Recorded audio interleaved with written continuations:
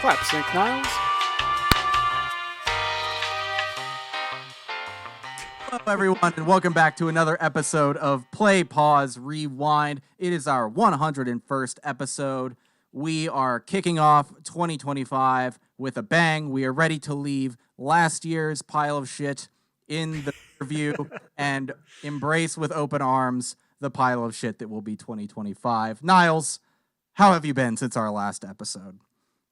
Definitely not feeling like a pile of shit, that's for sure. I didn't It's say been I a was a good. pile of shit. I said I left it behind. Yeah, I know, but I'm just saying I'm not. I don't feel like one right now. But it was a great holiday. Um, we adopted 2 cats finally, and we got some kitties back in our household. Social media profiles pending. We'll see if we get those going, but I'll plug those so you Yeah. guys can follow along. We got some adorable little munchkins now. One of them has like T-Rex arms, and the other one's just a big old plopper. He's great. But it's been great. A good start to 2025 so far. How about you, Dylan? How have you been? How was your holiday? Holidays were nice. It was nice to be home for a little bit, saw the family, saw some Austin friends, and yeah, and it's good to be back as well. It finally feels like winter here, which is great. Yeah. But yeah, saw a couple nice movies, which we'll talk about on the show later on. But yeah, usual work is still insane, and Mm-hmm. it's always fun when the year turns over, where it's like clients remember, oh yeah, we need budgets for the new year, and they don't get them to you until the new year. Like, thanks. Yeah, it's like, oh no. Man, But enough. it is Oh, crazy to think 100 episodes ago we hmm were talking about WandaVision. we Man, were that feels like forever ago. not even WandaVision. The first half of WandaVision Yeah. hasn't ended yet. Yeah, but Time flies. it does fly. It's been a journey, though. We've talked about a lot of good stuff. And Hmm. this week, we are talking about Arcane Season 2. Arcane. Yep. As usual, we will do a non-spoiler section at the top and then dive into spoilers after that. But Arcane, created by Christian Link and Alex Yee, and produced by French animation studio Fortiche and Riot Games, Arcane Season 2 picks up literal moments after the cliffhanger ending of Season 1 and explores the fallout of Jinx's attack on the Council of Piltover and how that affects her sister, Vi, Piltover enforcer Caitlyn, and all of the other characters of the first season. Once Hmm. again, Arcane stars Haley Steinfeld, Ella Purnell, Katie Lung, Kevin Alejandro, Harry Lloyd, Reed Shannon, and many, many more. Niles, what are your initial thoughts on Arcane Season 2? Well, first, I just want to plug our 28th episode Mm-hmm. where we talked about season 1 of Arcane. If you haven't already listened to it, I encourage you all to go do that because that was a really fun conversation from 2021, which is crazy to think about that was 2021, 3 years ago. Four at this point. Now Yeah. it's 2025. But yeah, like it's like you said, it's a continuation from season 1, and this is such a fun continuation from the season 1 Mm-hmm. story. Like, yeah, it picks up literally moments afterwards, and this season went in directions I was not expecting. I mean, I didn't know what to expect, honestly. Because there was just so much in the air, so Mm-hmm. many different like characters, so many plot lines, and like the main one that I was really obsessed with was Jinx and Vi. What was going to happen there? That was I think the heart of season 1. And Yeah. I really was interested to see where that was going to go. But I think the level of storytelling is just about the same quality that it was from the previous season, and the animation alone is just breathtaking. Mm-hmm. It is incredible. Everything feels so naturally fluid. It is so creative. It's like they did such a good job frame by frame. There's so many tiny little details which we will get into. And I'm coming at this yeah, like we said, after a 4-year hiatus, and I'm glad the creators took their time with this season, and it Mm-hmm. absolutely shows. Um, but after 4 years, there's a lot of details that just like bloop, bloop, bloop, went out of my head. So Yeah. it was a little bit of a tough like restart for me getting Mm-hmm. back into it, but after I just watched that recap, I was like, okay, that's all I need to know. I'm ready to jump back in. I probably, if I rewatched season one before the season came out, it probably would have hit a lot harder this time. So I should have made time to do that. But yeah, this is so. I love this season. The show in general is so incredible. Yeah. What are some of your initial thoughts? Yeah, so I agree.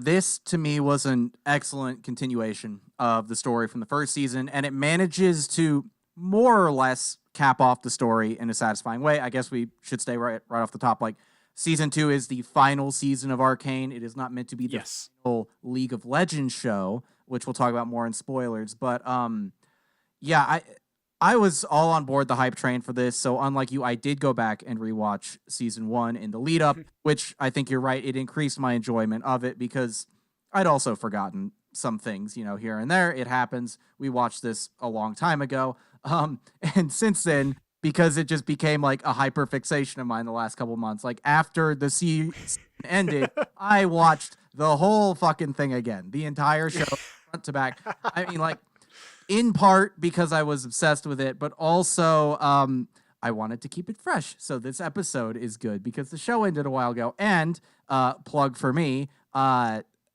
of recording, last night, I released a video about Arcane on my YouTube channel, D-Day Movies, talking about some of the themes and what the show is trying to say about healing and happiness and self-care through the lens of its characters.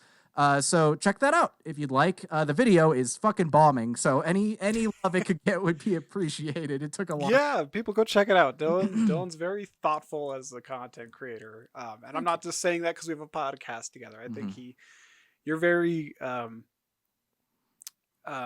intentional with your words and your commentary, and I think you're also very insightful as well. So I would recommend checking out that video and a lot of his other videos too. So thank you. Definitely go watch those. Right back at you. But I also found in doing so, like, having seen season 2, it informs a lot of season 1 as well, because I think the story was conceived together. So it was really nice to see, going back to season 1, how like I thought about some of the characters differently, rewatching it than I did the first time.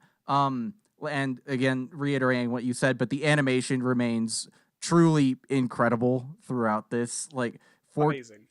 really push themselves in both technique and style in ways that I think exceed even the first season. Like, if you remember back in season 1, there's the fight between Echo and Jinx on the bridge, and that was one of the more experimental scenes from season 1. And in this season, we get several quote unquote music video sections in the vein of that fight. And I really felt like Fortiche took the opportunity in every one of these to really experiment with different styles to great effect. Yeah, they took a lot of like creative liberties, like lots of risks, I think, with just leaning into that aesthetic and the music video kind of style to it. And I really appreciated that. Like, it is such a cool form of storytelling, and like you don't even need dialogue during those scenes because they just communicate so much visually, and it just is so fluid. Music pairs with it so well. Like, without going into too much spoilers, I think just like one of the first ones that comes to mind is just like the raids of the underground. Like that one is just like, it's a montage of them raiding the underground. It's like so cool. It's just like 2 minutes long. It's breathtaking. Yeah, and I think if I'm remembering this right, because while I was like waiting for the next batches of episodes to drop, I was just trying to like feed myself something. So I went back and watched. They did a whole sort of making of docu-series about the first season. And if I understand the relationship right, like Studio Fortiche and Riot Games have worked together for a very long time on League of Legends stuff. And I think Fortiche started as a animation studio making music videos for League of Legends, and it might have been the first project was the introduction of the Jinx character, a video called Get Jinxed. The song is actually in the season, but it's her like riding a missile through the sky over Piltover or something like that. So it's that is awesome. Yeah, so I think and from what I got from the docuseries was like Fortiche was a really small team, and they scaled up to a full scale animation studio for this show. Like Mm. there were a lot of big risks taken um, to make this thing happen, and you can really feel the creative energy and the passion the whole way through, I think. But I Oh will, yeah. this season more than season one in some ways is a little too ambitious. It's trying to pull off quite a lot in terms of story and theme, and it doesn't quite stick the landing on everything. I think when it comes to the emotional character beats, nailed across the board, but Yeah. some of the other stuff, which we'll talk about in spoilers, they don't land quite as well. I don't agree. So in that sense, the season does feel a little bit rushed at points, but I don't agree with people who say we needed an entire third season. I don't think there's that much story here, but I think the Hmm. show was a little bit rushed, and I really think all they needed was about 40 more minutes. About 40 minutes of screen time, specifically in episodes 8 and 9. But we'll have to Mm. back on that in spoilers. But I like, and people might push back on that. It's like, oh, that's not enough. It's like, I think you're underestimating just how many scenes fit into 40 minutes. Like, Yeah. Well, and with scenes are not their that long. style, yeah, Mm-hmm. with their style, like blending the music, the animation together, like Mm-hmm. they can get it done. Yeah. And when I think back to season one, I kind of remember the episodes being even longer. I feel like Mm. they were like, maybe I'm just grasping at straws at like maybe just thin air here, but I feel like they were like closer to an hour each or something like that. I think a couple So of them were 50 minutes, but most of them were about the same. Just having the yeah, and I think whole this, thing. I think a lot of the episodes this season were a little bit shorter. I could be wrong, but Mm-hmm. there's a lot because I think that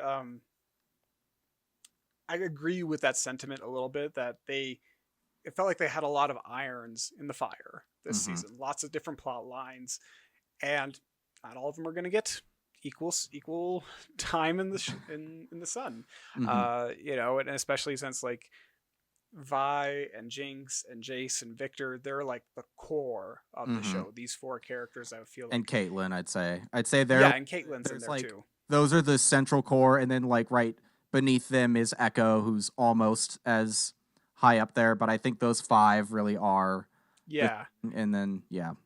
yeah. So it's like it just feels like that there are some that did deserve a little bit more screen time. Like I think Mel's storyline, I Mm-hmm. wanted more of that because I found that one hypnotic.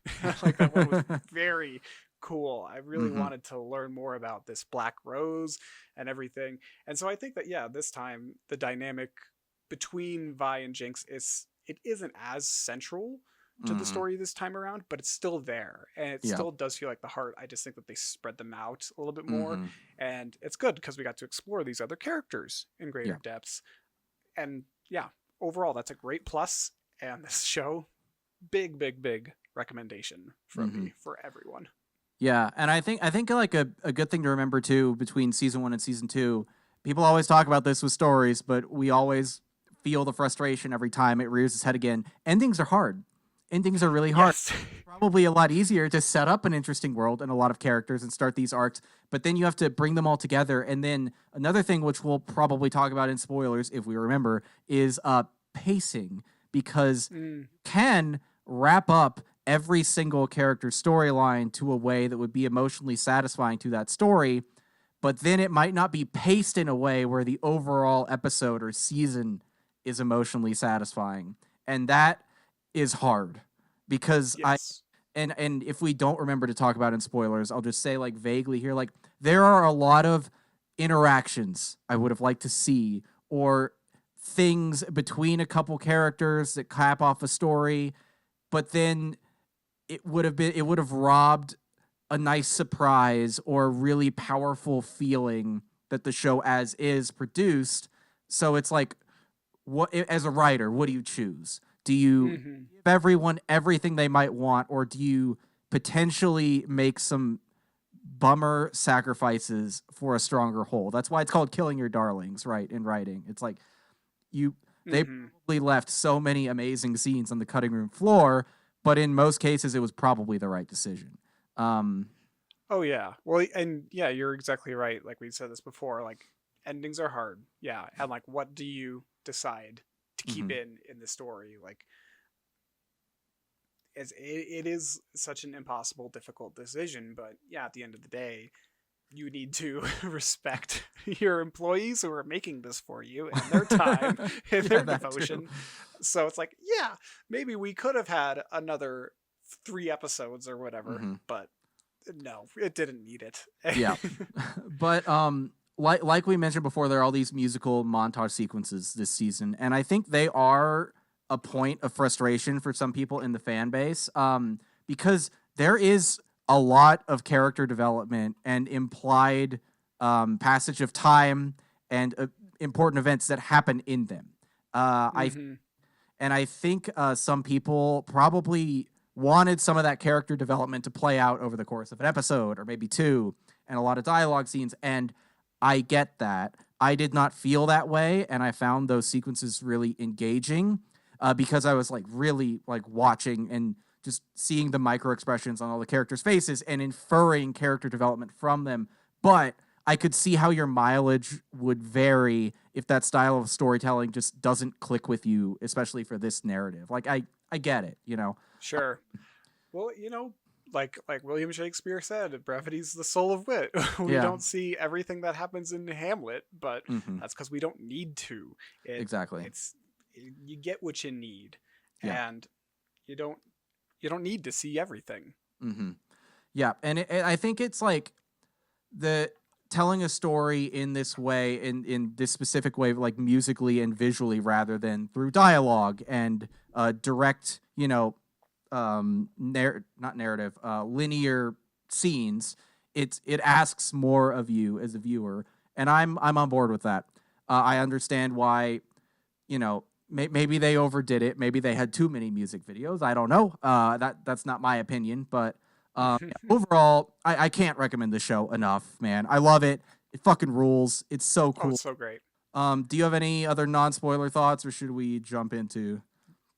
Let's jump in. Yeah, All right. and I totally agree. Can't recommend this show enough. It is phenomenal from every angle. Even if you've never played League of Legends, I've never played League of Legends, and I still love this show to death. It Yeah. is so good.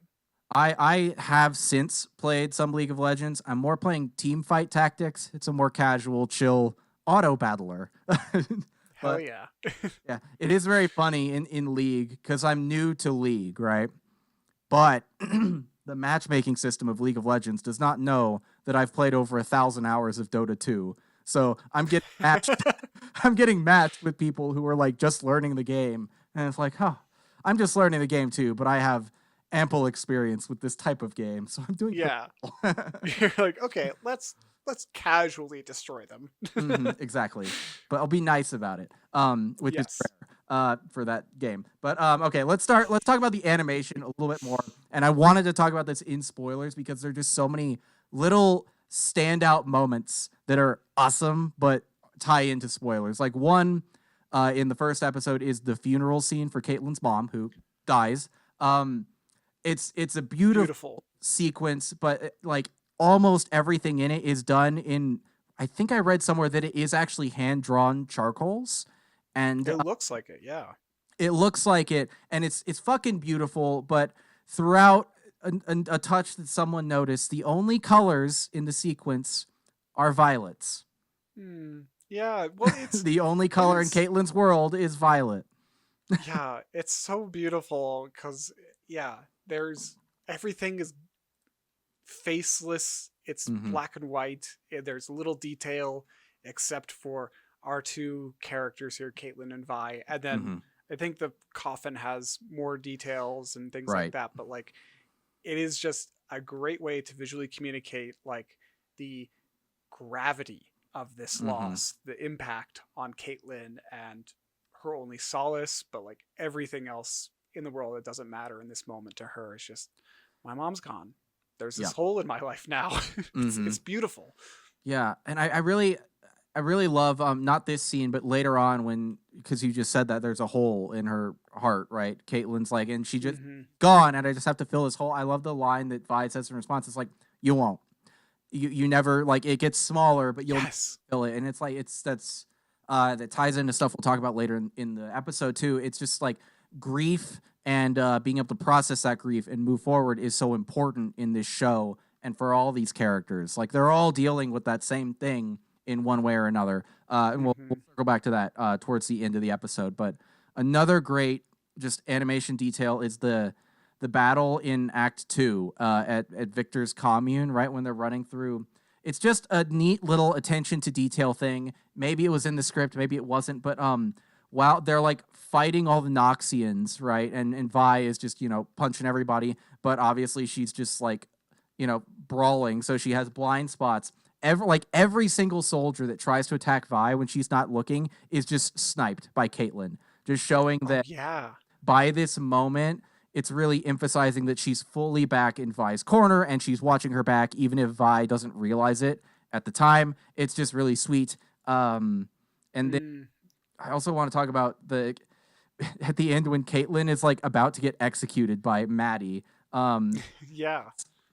Like in the moments before Mel saves her, like I encourage you, go back and look at that scene and watch Caitlyn's face, because there's so much going on there. It's just like you can see her like processing everything. Like she knows she's about to die, and there's nothing you can do about it. And I think everyone has, not to that level, right? But just you've made a mistake, or you realize something is wrong, but it's too late to fix it, and you're just like sinking in yourself that this is done. Like what's done is done, and now the consequences are on their way. And it's such a horrifying feeling.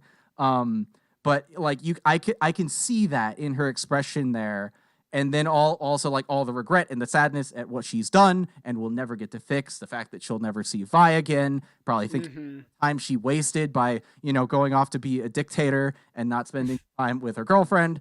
It's just, the animators popped the fuck off on that facial animation, and I can't I can't stop talking about it.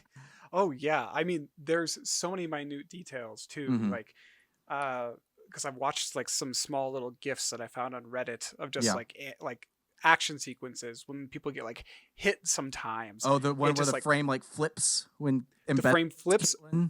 Yeah, or there's just like for a frame, like a single, like 1 or 2 frames, like after an impact happens, it's like, whoosh, it just like takes over the entire screen really quickly just to like emphasize the impact.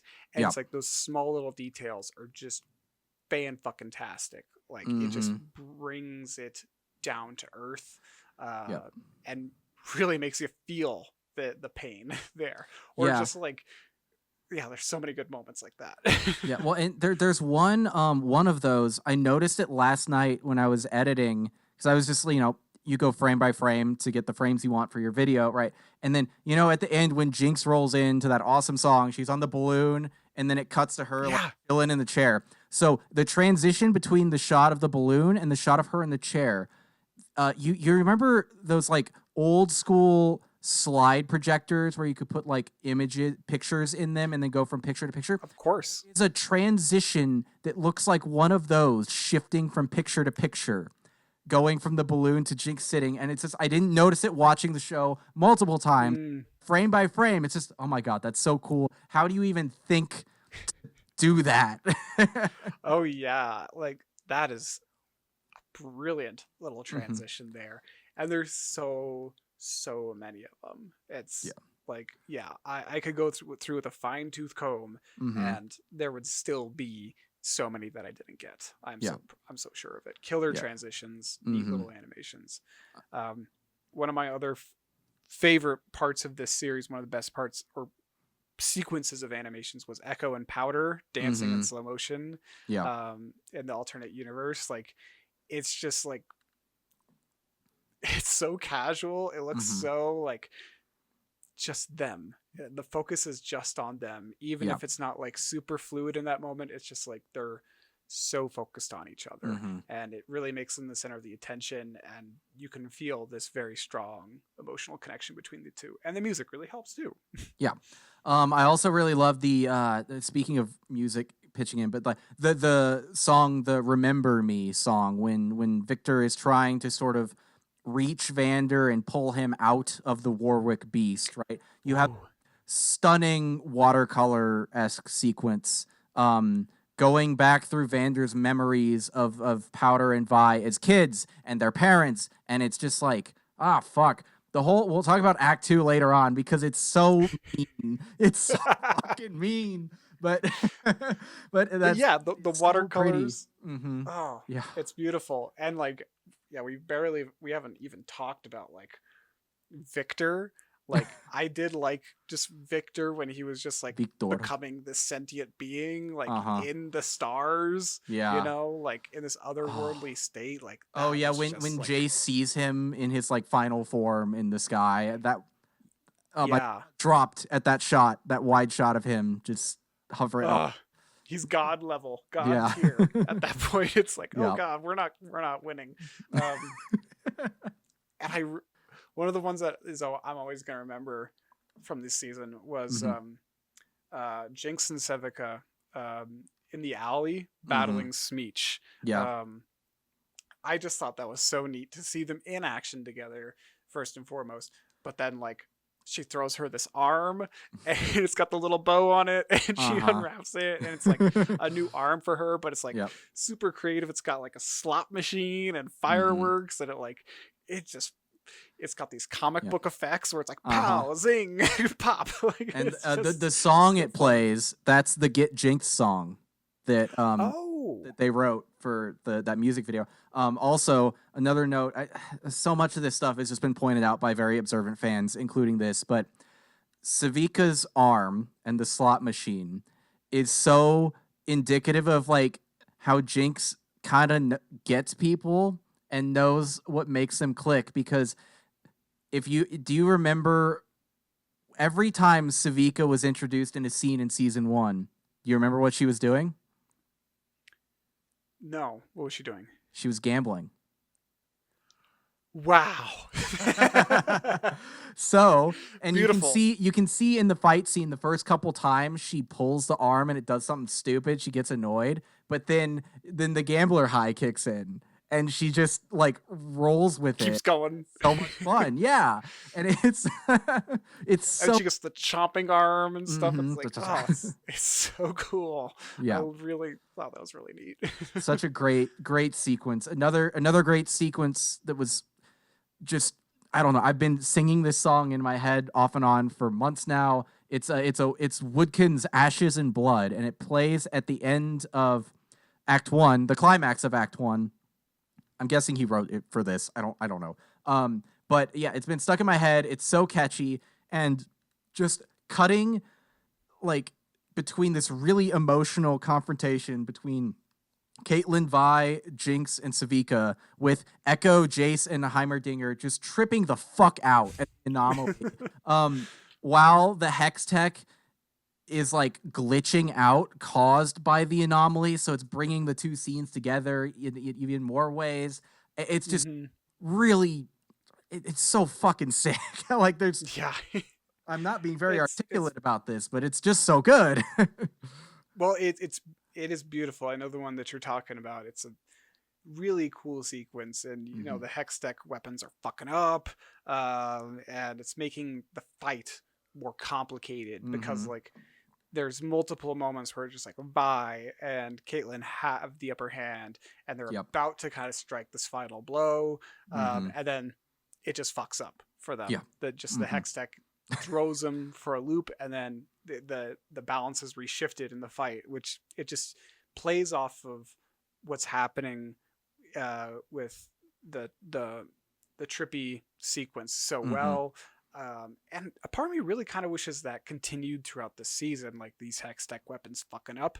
Yeah. It could have been really cool to eventually see just like, oh yeah, the hex tech just doesn't work anymore, and everyone's got to like fall back, Mhm. adapt, revert back to like pre hex tech era weaponry or something like that. Like, I think that could have been really cool, but I'm really satisfied with what we got. Yeah, I that is one thing that kind of confuses me about how the show ended up. So it's like, is all Hex Tech bad?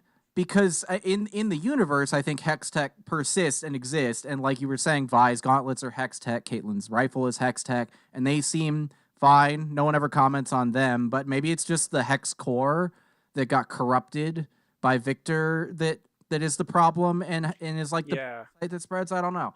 Um, but yeah, and like back to the Ashes and Blood sequence just a little bit. I think there's so much great stuff between Vi and Caitlyn here, especially, and Jinx too. But it's like they had Caitlyn and Vi had their first kiss before this, right? And it's like very sweet, but also you kind of realize it's like, oh, that no, they're talking to each other, but they're not really seeing each other. They're not aligned Mm. fully yet, and I think they are. And it's until it's like at the last moment when Vi realizes she can't kill her sister, and then Caitlyn goes off the deep end by like risking shooting a little child.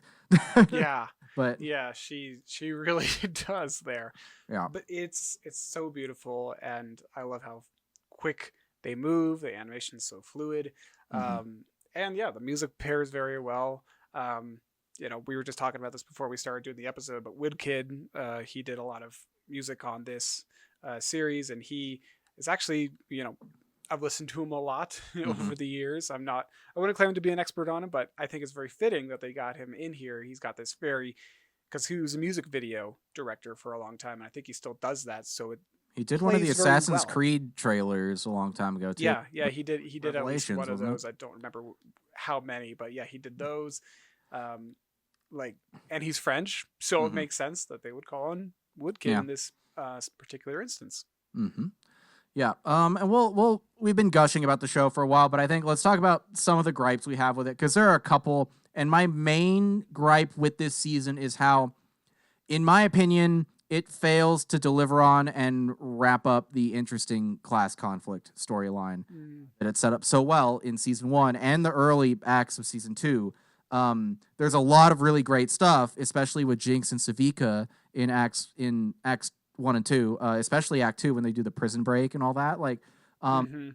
But season one did a great job of laying the groundwork for how bad the conditions in the Undercity of Zaun are, and how the people of Piltover's elite either don't know or don't really care, except for like Caitlyn. Yeah. Then in this season, like you have Jinx sort of becoming this revolutionary symbol, as Piltover like becomes a full on police state, right?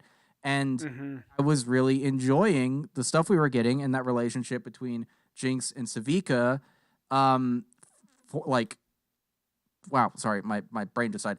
In the first two season, and then the stuff about Savika sort of like trying to put the pieces of Silco's dream back together and create this unified movement for the people of Zaun, and then it's just kind of dropped in Act Three. And I understand the idea of the greater threat, causing them to unite, whatever. Like, it's a very common storytelling trope. I like it fine, Yes. in this and in general. But I think, contrary to what we were talking about earlier with the music videos, I think this needed some verbal resolution for the class conflict, because, like, Jace has this big address for the assembly, and Savika and Scar, which is the like dog man's name, like, they're there, but they don't even get to say anything, and they just leave. And then, like, they don't get to speak on Right. behalf of the Undercity, and then they just show up to save the day at the end. And it's just kind of like, I don't know. I think that assembly scene, just give them a line or two. Like, Jace acknowledges that it's not a fair request. Maybe the people of the Undercity get to be like, dude, what the hell? Like, what? Why would we fight for you? And then they have to have a back and forth about it. Yeah. Kind of the scene and its placement in the narrative kind of reminds me of that scene in Game of Thrones season 7, where Jon brings the White down to King's Landing, and like all the remaining characters are there, and Hmm. like everyone meets and decides what to do for survival. Basically, people hate season 7. I like season 7 mostly because of that scene. I wanted that scene from very early on the show, and I got it. But the difference between why that scene works and this one doesn't work quite as well is, like, everyone there gets to say their piece and kind of like air out the drama that they've developed Right. over the course of the show, and then after that they come to some sort of resolution. mostly. Hmm. But yeah, they're all kind of like snipping at each other's heads, like, "Hey, you did this to me. Hmm. Well, you're a little bitch. Ah, you lied to me. You killed Yeah. my dad." Kind of vibe. And but then yeah, they come to kind of some resolution. I agree with you um, with this opinion because yeah, when I think back to our season one conversation from a few years back, Hmm. so much of what we talked about and so much of what that season was the class conflict. It was one of the most interesting aspects of the season, and it was front Yeah. and center because it was always like Undercity versus like the topsiders. Hmm. Uh, like there was such a vast juxtaposition between the two, Hmm. and you know it built and built and built up to this point at the end of the season where they're like finally ready to sue for Hmm. peace. It was this big kind of moment where it's like, okay, let's level the playing field. We're unanimous here in the council, and we're Hmm. gonna move forward. And then of course Jinx fucking blows them all up Yeah. and messes it up. Hmm. And I think that they did a good job of like continuing that momentum in the first like part of this second season because they're like, we need to go in there and we need to root out Jinx. We need like to declare martial law, Hmm. basically. Yeah. And so, yeah, I think that class conflict is still there, but it's glossed over Hmm. more because they recognize a common enemy by the end. And I think, yeah, it does leave a little, um, uh, yeah, it's there was more to it than just like, oh, we need to stop this god who's about to Yeah. assimilate everyone like the Borg. Like it needs to be more of a conversation of like, no, you need to stop oppressing us, and Hmm. we'll stop attacking you in turn. Like Yeah. there needs to be some kind of, I don't know if reparations is the right word, or at least some acknowledgement of how they were Hmm. wronged. Yeah. But it needed that. Yes, I agree, and I think that's the problem with this narrative trope of the greater threat bringing people together. Is it's like it's not bad, but it is a very easy way to resolve a conflict that is harder to resolve within the span of a satisfying narrative story. You know what I mean? Mm-hmm. And the thing this is the reason why I say I think the show needed 40 more minutes in episodes 8 and 9 specifically. It's like that's what that it's for this. Yeah. Because this stuff is done really well in the first two acts, and it's even, in Act One especially, because Ambessa does a fucking false flag attack to radicalize people against the Undercity to prey Yeah. pain and create a situation where her militarism will be more useful to them. She orchestrates that attack on the memorial, which is what pushes Caitlyn over the edge into being a much more angry person, right? Exactly. And like that is fucking smart. But I have a theory as to why this happened, which maybe contradicts what I just said, because I think this may be a case where the writers were more using the class conflict stuff as a means to build out their characters and the relationships between those characters, and were less interested in diving deep into the class conflict itself, sort of setting up the like romance from with the girl from the other side of the tracks like trope, Mm, they're from different worlds but they fall in love, that type of thing. Because I think yeah. the show resolves all of its character conflicts really well and in ways that are very satisfying. Where it falls short is the societal commentary, and maybe they stumbled into a critique that they weren't ever really interested in fully exploring in the first season, and people like us just really latched onto that more than intended, or something like that. Not saying they were unaware of what they were writing or anything, Yeah. but maybe they were intending it more as a setting detail rather than a theme, at least as much Sure. as we wanted it to be, and maybe Yeah, I'm I definitely giving see them that. credit, I don't know. um Well, I see that, and I also saw like an interesting comment online too. I'd have to dig it up because I didn't jot down where I saw it, but mhm, um, it was mainly focused on like how um, there's two main focuses for this series, and the first is Piltover versus On, mhm, this class struggle, and then also just Arcane Mm-hmm. and the unknown, but also the video game to a certain extent, kind of Yeah. bringing in that lore. And they made an interesting point that it's like the first season is more focused on this class struggle between the topsiders and the other cities, and maybe the second season is more focused on tying the show to the video game, to the Mm-hmm. magical elements of this fantasy world, the lore of Yeah. League of Legends, as it Mm-hmm. were. And so I can kind of, the show is called Arcane after all. It's not called Piltover versus Zon Right. or anything like that. It's Mm-hmm. it's like it's about this mystical, magical space and kind of the merging of magic and science Mm-hmm. in a way. And so I can, from that perspective, to me, I can kind of understand why the class struggle isn't really as big of a focus this time around. Mm-hmm. Maybe they just wanted to more so lean on the character stories, the dynamics between the two, and Yeah. also just focus more on the mysticism of the world. Mm-hmm. Yeah. I will say though, it is kind of a bummer that Savika says literally nothing in Act 3. Yeah. Especially, you might not know this because you're not on Twitter, but before each act came out, Netflix would do like this character's story continues in Act blank, and they had different characters for different acts. And then the one they released for Act 3 was Savika's story continues in Act 3. And I'm like, I mean, not really. Not in a big way. She's definitely not the character I would promote Act 3 with, but Mm-hmm. however, I do like that Zahn gets a seat on the council at the end, and that Savika is the one who sits in it, because this Yeah. is one of the things I alluded to about relearning my relationship with characters in season 1 based on season 2. What I realized more, actually, wait, I'll save that for in a second, but it's a different thought. But basically, like, I do really love that. I think the show is acknowledging that the problem is not solved by this, right? Like, the dirty looks everyone else around the council table is giving her, I think, like, indicate that the animators and the writers are communicating that this is not a fix to the societal problems, but a step in the right direction.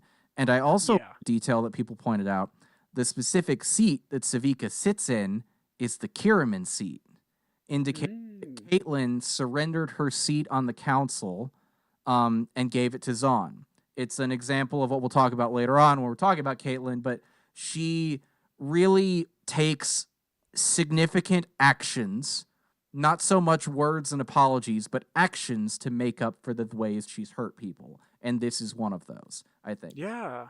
That's a really good observation. But yeah, let's talk about Savika a little bit, because I do want to highlight that I really liked the stuff that she did in this season. Me too. Because she wasn't, I don't know if you felt the same way, but in season 1, she wasn't really a character I thought that much about. She's just like the henchman to Silco, and I didn't like her because she betrayed Vander, and that made me upset.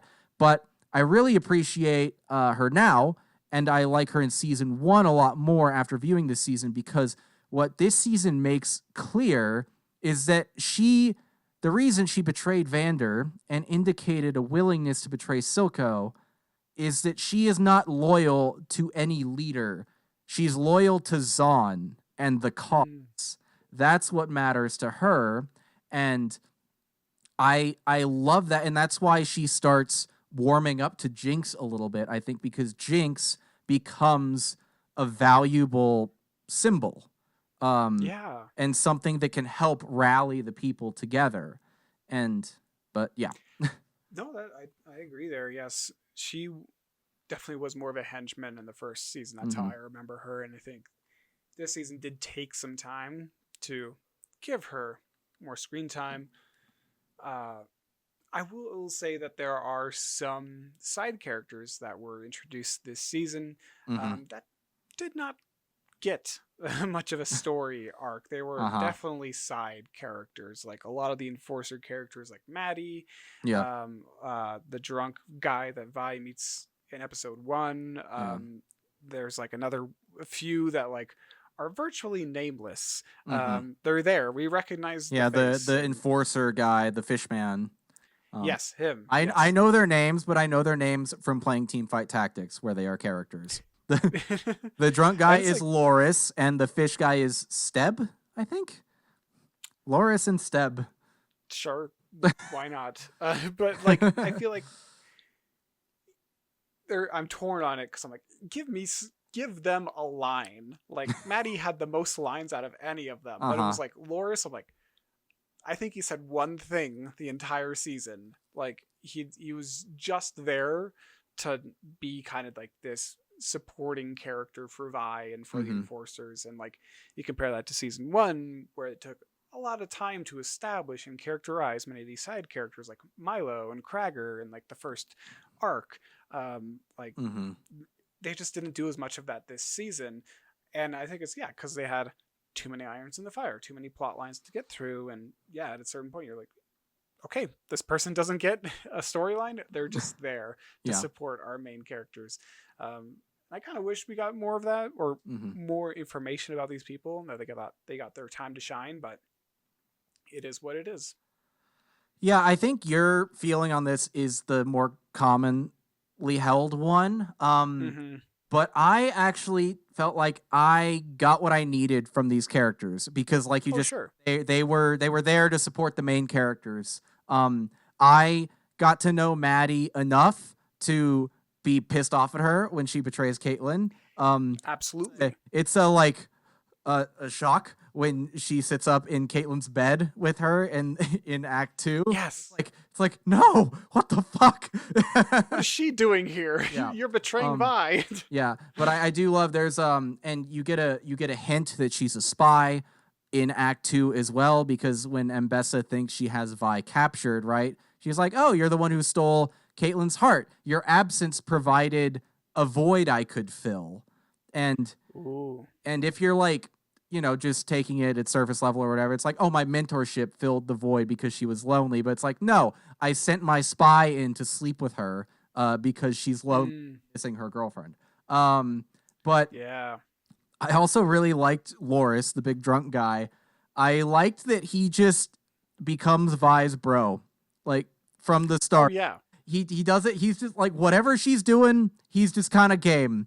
He joins. Yeah. He goes to the fucking memorial with her for some reason, and then he joins her police squad, and then Yeah. and then when He's just she has her like depression arc where she's a pit fighter and is drinking all the time. He goes and watches all the fights. He gets fucked up with her, and then at the end, he like joins up again and helps out. He's just a homie. Like he's just a cool guy. yeah. He's Um, just like, yeah, we were drinking together, so might as well keep doing things yep. together. And I think too, on the sad side of things, it's like at the end he just ends up being yet another person that Vi has lost. Like this girl has Yes. fucking everyone, and then there's a moment in the battle where she's like pinned down and she kind of sees that he's dead, and you just see like the light leave her eyes a little bit. It's just like another one. Yeah. Like it's My- it's just too fucking much. Who am I gonna drink with now? Damn know. it. Yeah. But where I do agree about some side to not so side characters not getting enough screen time is Echo. And he is Mm, more main character territory than any of these people, obviously. But and don't get me wrong, he has a ton of great stuff to do in this season. Even a full Definitely. episode exploring a whole ass other universe. But I think he's ultimately too important to the actual plot of the show to be MIA for as much runtime as he is. He is hmm screen. I think he's like off screen for a similar amount of time that he was in season one, but he's Yeah. a lot less critical to the mainline events of that season than he is to this one. Like, um, in this season, he literally saves the whole world at the end, and he is completely missing for 4 full episodes. And I think that's a bit of a problem. Um, I agree. but I will say, despite him being underserved in terms of screen time, he gets to do a lot of really cool shit, like when he travels back in time over and over again to save the world. It's very cool. Um, Yeah. That's such a neat sequence. Yeah. But this is another thing where, like we talked about earlier, where it's like, okay, we needed more of him for sure, but would that diminish the impact of the times he shows back up? You know? Yeah, yeah. Well, I think it was a good amount for him, but yeah, he for the importance of Mm-hmm. what he does at the end. Yeah, he, like you said, he literally saves the entire world. He sure seems like a side character a lot of the time. Yeah. Which, except for the alternate universe episode, which is Yes. his episode, he's like front and center in that, and it's great. But yeah. Moving on to some other characters. Vi. Vi is the saddest girl in the whole wide world. She is like just what you were saying. She's lost so much, Mm-hmm. and it was very interesting to see her be torn by her emotions in Mm-hmm. this season and her allegiances to Caitlyn and her family. At the start of the season, she really feels betrayed by Powder. She doesn't think that Powder's her sister anymore. She doesn't think Mm-hmm. that Powder's live anymore. It's just Jinx. There's nothing but Jinx. And she sees the destruction she's caused. So Vi says, I'm going to become a cop for the Topsiders. And Uh-huh. I'm going to do some cool things with Caitlyn. And I'm aligned with her and her Mm-hmm. quest for vengeance and justice. And I'm not thrilled that Vi became a cop, but her reasons are completely understandable and justified. Yeah, I agree. So I think the show does what it can here, and it paints Vi putting on a uniform and the whole like Caitlyn's police squad in general, like as not a great thing, as it's sort of part of Caitlyn's descent towards like violent vengeance, right? Mm-hmm. I think they're also pigeonholed here by the lore of the game, being that Vi is an enforcer. So Mm. I one thing I also didn't love was that in Act 3 they put a bunch of Zonites who chose to help in the fight into enforcer uniforms. Look, there's just enough similarity to how enforcers are portrayed in the show to how police violence occurs in real life. For it just to this little thing just doesn't sit right with me that you put oppressed people into the uniforms of the oppressors. That's a little gross, but it's Mm-hmm. it's fine. It's an otherwise great show. Yeah.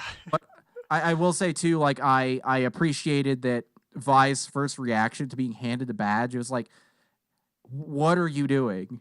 These people Mm-hmm. killed my parents. Like you, Yeah. Why would I become an enforcer?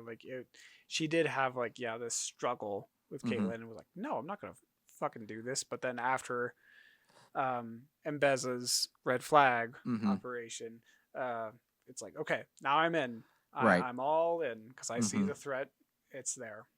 Yeah, I've seen said in a lot of places, and I do kind of agree with this, that Vi is less concerned with like factions and causes and more just Mm. out looking out for the people in her life and caring for them. Oh, for sure. And I Yeah. think that's an interesting it's an interesting distinction between her and someone like Echo or Savika. Like Vi is not looking out for Zon. She doesn't give a fuck. She's looking out for Powder and she's looking out for Caitlyn.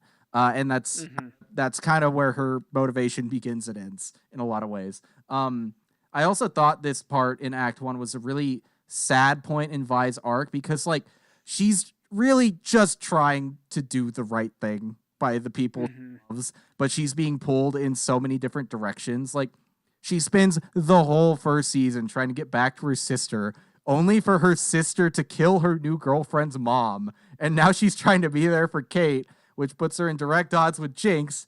And it's Yeah. like what do you do? And at the point in the beginning, right after the like charcoal funeral song, you get like she's just kind of hanging around Caitlyn's house, and you can tell by the way the animators draw her, they're like she's probably feeling like I want to be there to comfort this girl, but also the reason she's hurting is very inextricably linked with me and my Yeah. person to deliver the consolation. But also you have that very sweet moment where Caitlyn like collapses crying in her arms before offering her a police badge.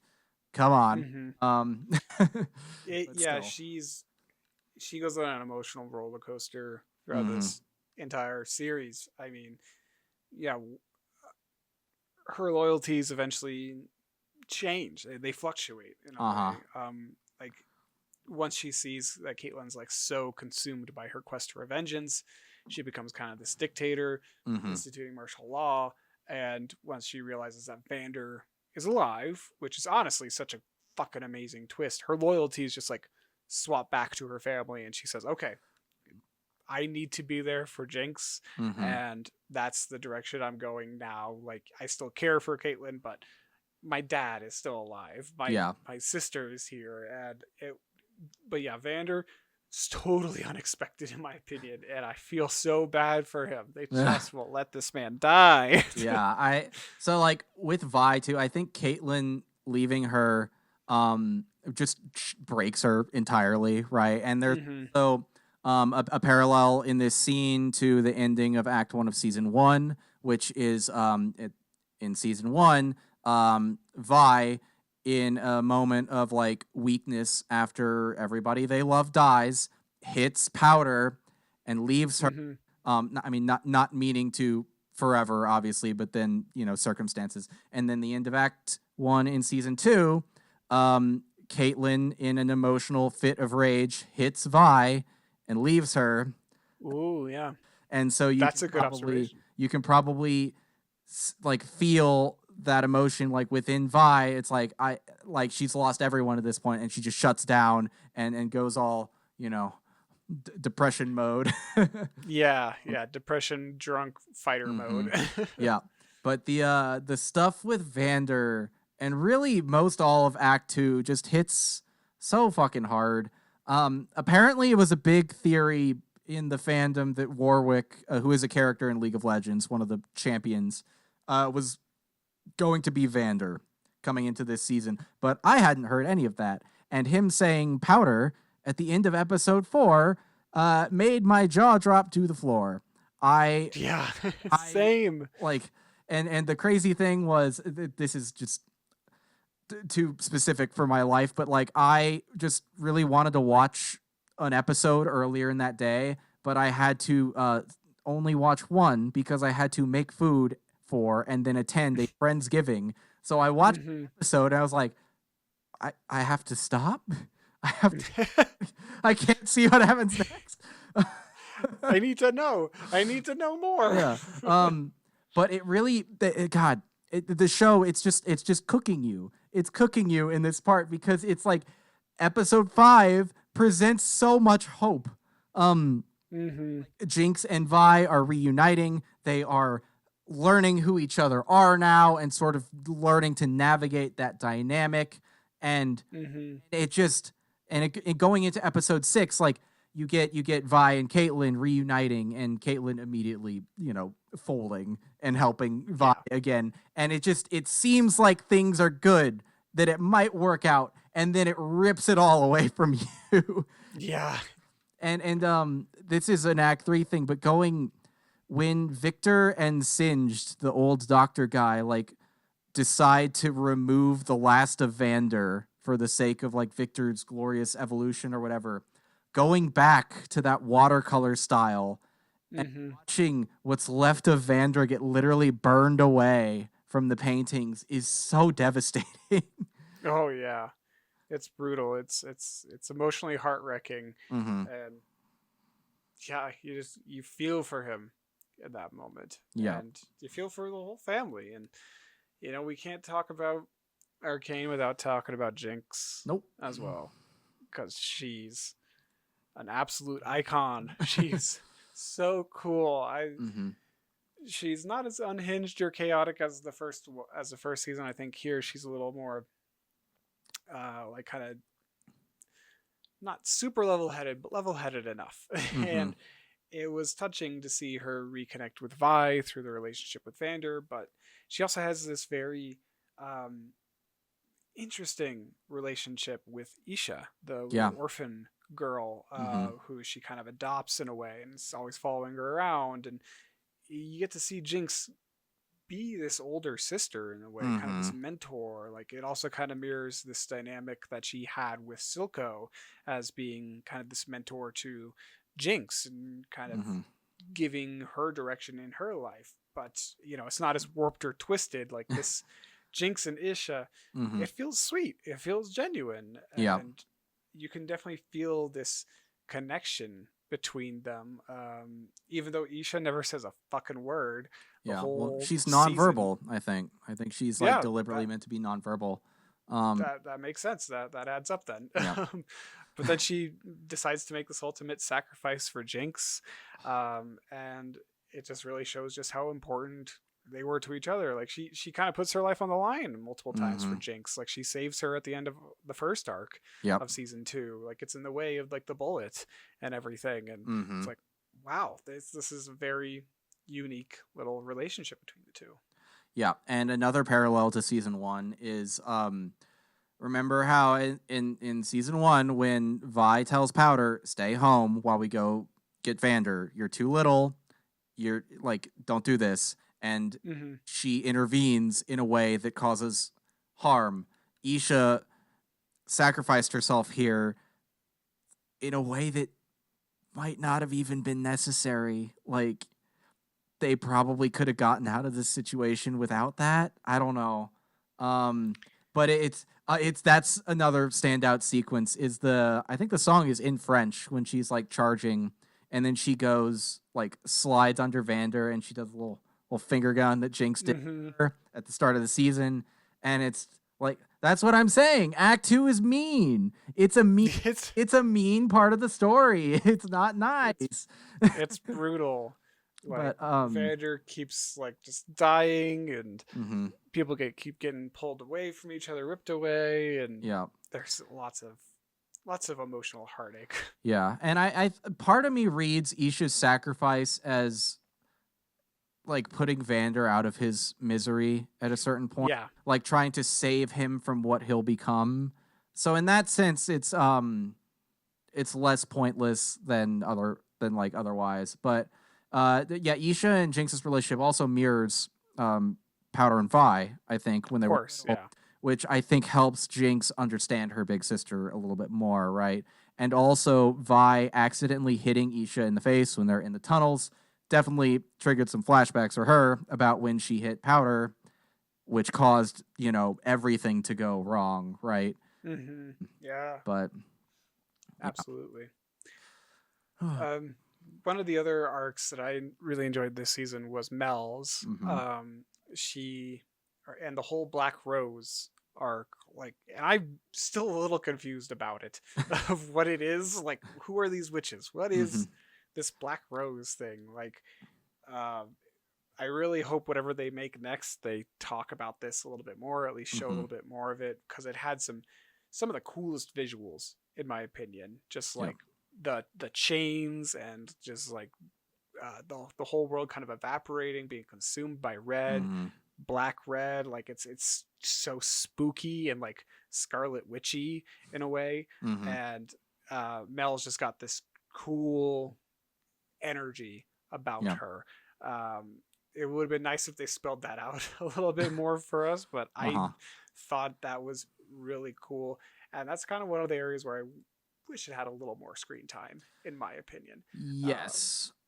So I have a theory, because I also really like this stuff, but I felt like it was the most disconnected storyline from what everyone else is dealing with the Definitely. exception of it being this is Mbessa's motivation, right? This is why she is in Piltover in the first place, which took me a while to connect the dots on because I'm a dumbass, but basically she is seeking a weapon to combat the Black Rose, and she wants it to be Hex Tech, or by the end of the show, she wants it to be whatever the fuck Victor is doing.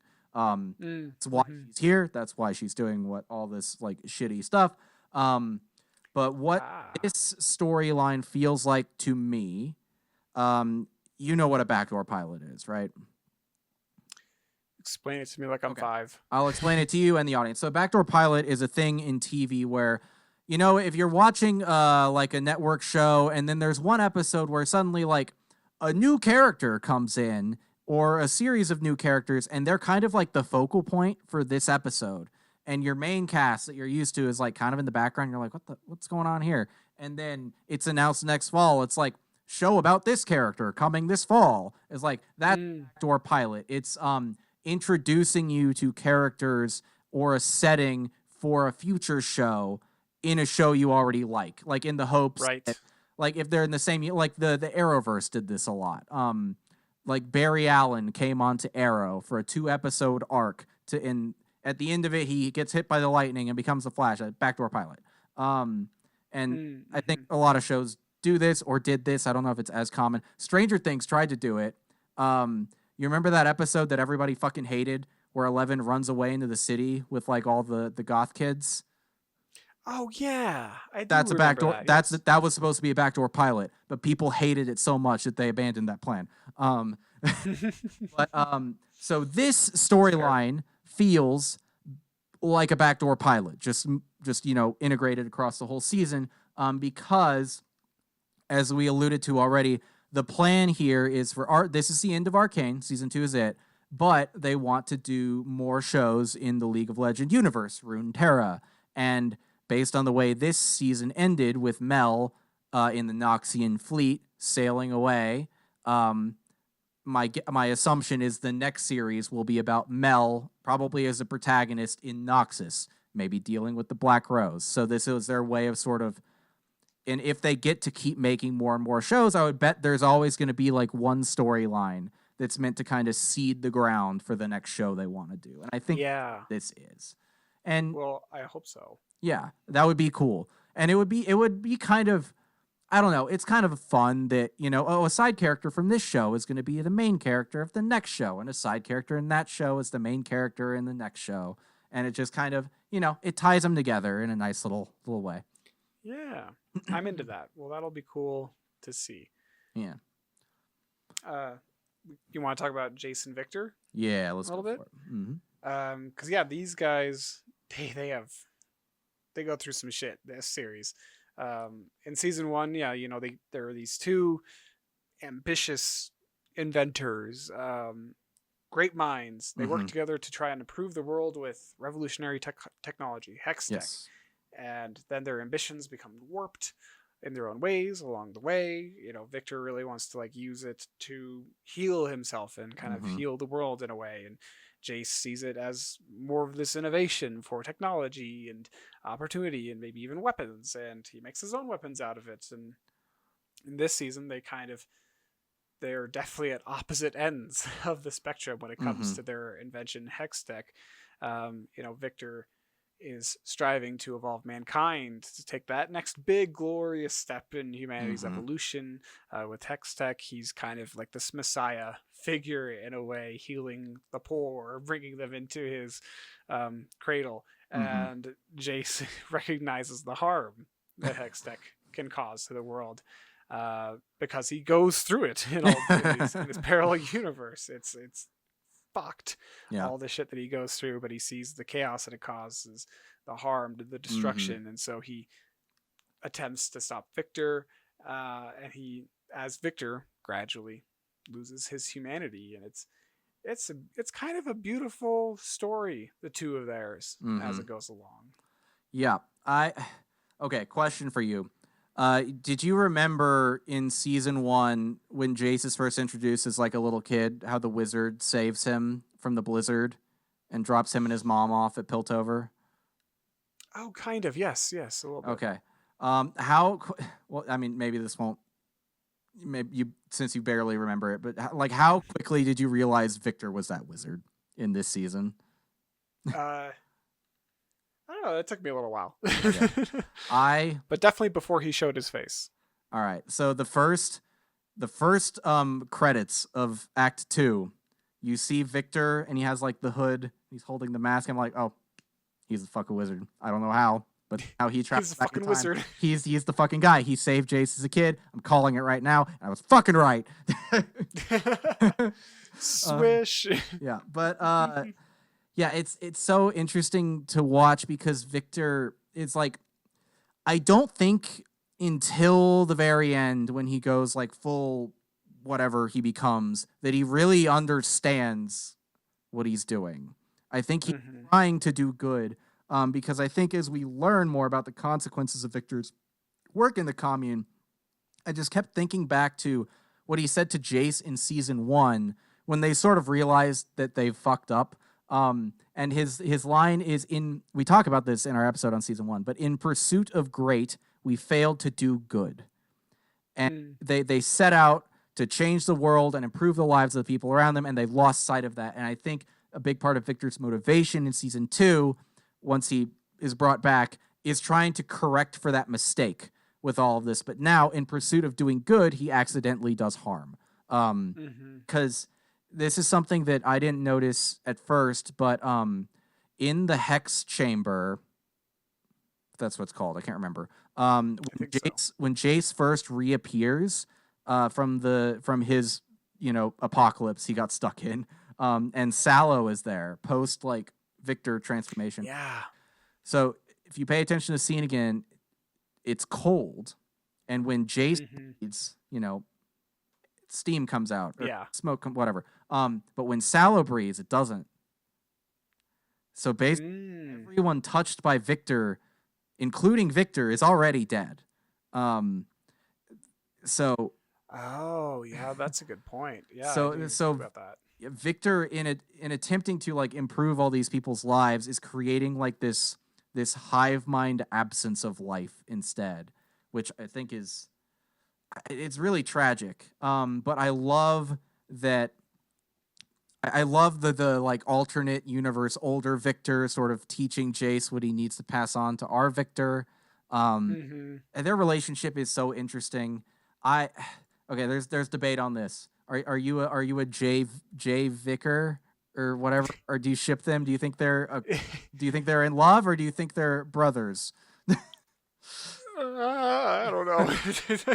I don't really know. Don't either. ask I don't me. give a shit, but they can be whatever they want to be. If they want to be together, that's fine. But at the end of the day, I feel like they're just partners. Yeah, they're partners who have similar visions of how the world could be better. But they do merge into a cosmic butterfly thing at the end, and that's kind of romantic. But you never know.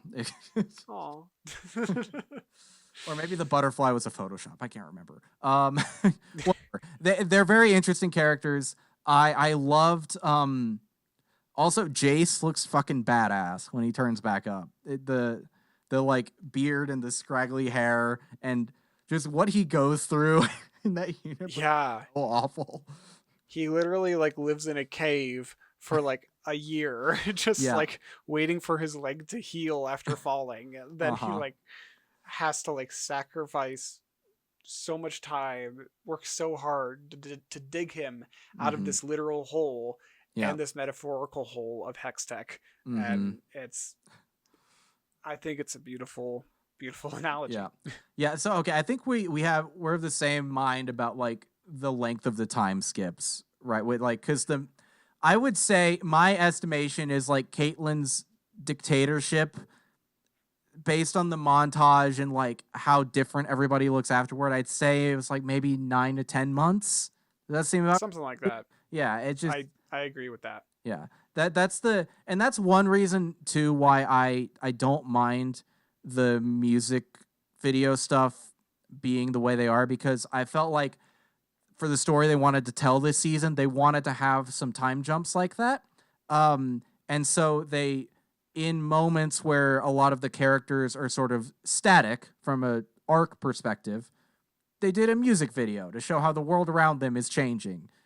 I think that was fine. But speaking of the dictatorship a little bit, let's talk about Caitlyn, her corruption and redemption. And I want to talk. I'll highlight first. Mbessa gives like lessons to Caitlyn, right? She's kind of the mentor of this dark arc. And then she says like the 3 pillars of Noxian society or whatever are vision, might, guile. And then she says, I've found a 4th one, sacrifice. And how does Caitlyn beat Mbessa at the end? She sacrifices her eye in order to get the jump on her and give Mel a shot. Yeah, that's true. She does. She learned from her. Yeah. Yes. She saw the Even yeah, and it's that's such an interesting mentee mentor relationship, and it speaks to like the potential of that kind of relationship in fiction. It's like the mentor doesn't have to be a positive force on the character's life to impart lessons, and Mhm. and I also think it's a interesting relationship because I think Mbessa genuinely does like Caitlin and care about her in her own way, um, and is Mhm. genuinely hurt by her betrayal, which was neat. But Yeah, I agree. I think there was something there between them. But yeah, mhm, she did learn a lot from her, and Bessa is a good teacher and a lot of lessons. yeah, But Caitlin is a fantastic character, and she hmm has such a unique arc here, fueled by vengeance, fueled by rage, and yeah, you see this kind of descent into this like authoritarianism hmm way of life, where she's just got to rule with an iron fist until she gets her vengeance, and in her mind, it's like this is justified to get yeah, what I need and hmm to root out the evil of society. right. And I saw a lot of critiques saying this arc, especially the redemption side of it, was rushed, but I actually don't agree with that. I think her descent, especially, is perfectly paced throughout Act One, and is a really good exploration of how grief can cause otherwise good people to go down a dark path, right? Um, Mm-hmm. if you remember in season one, like Caitlin was fascinated by the Undercity, she wanted to help them, and she was open to learning. But this personal loss like radicalizes her in the opposite direction, which is something that Mm-hmm. we see a lot of in real life. We are Americans and grew up in the shadow of 9/11. Um, Mm-hmm.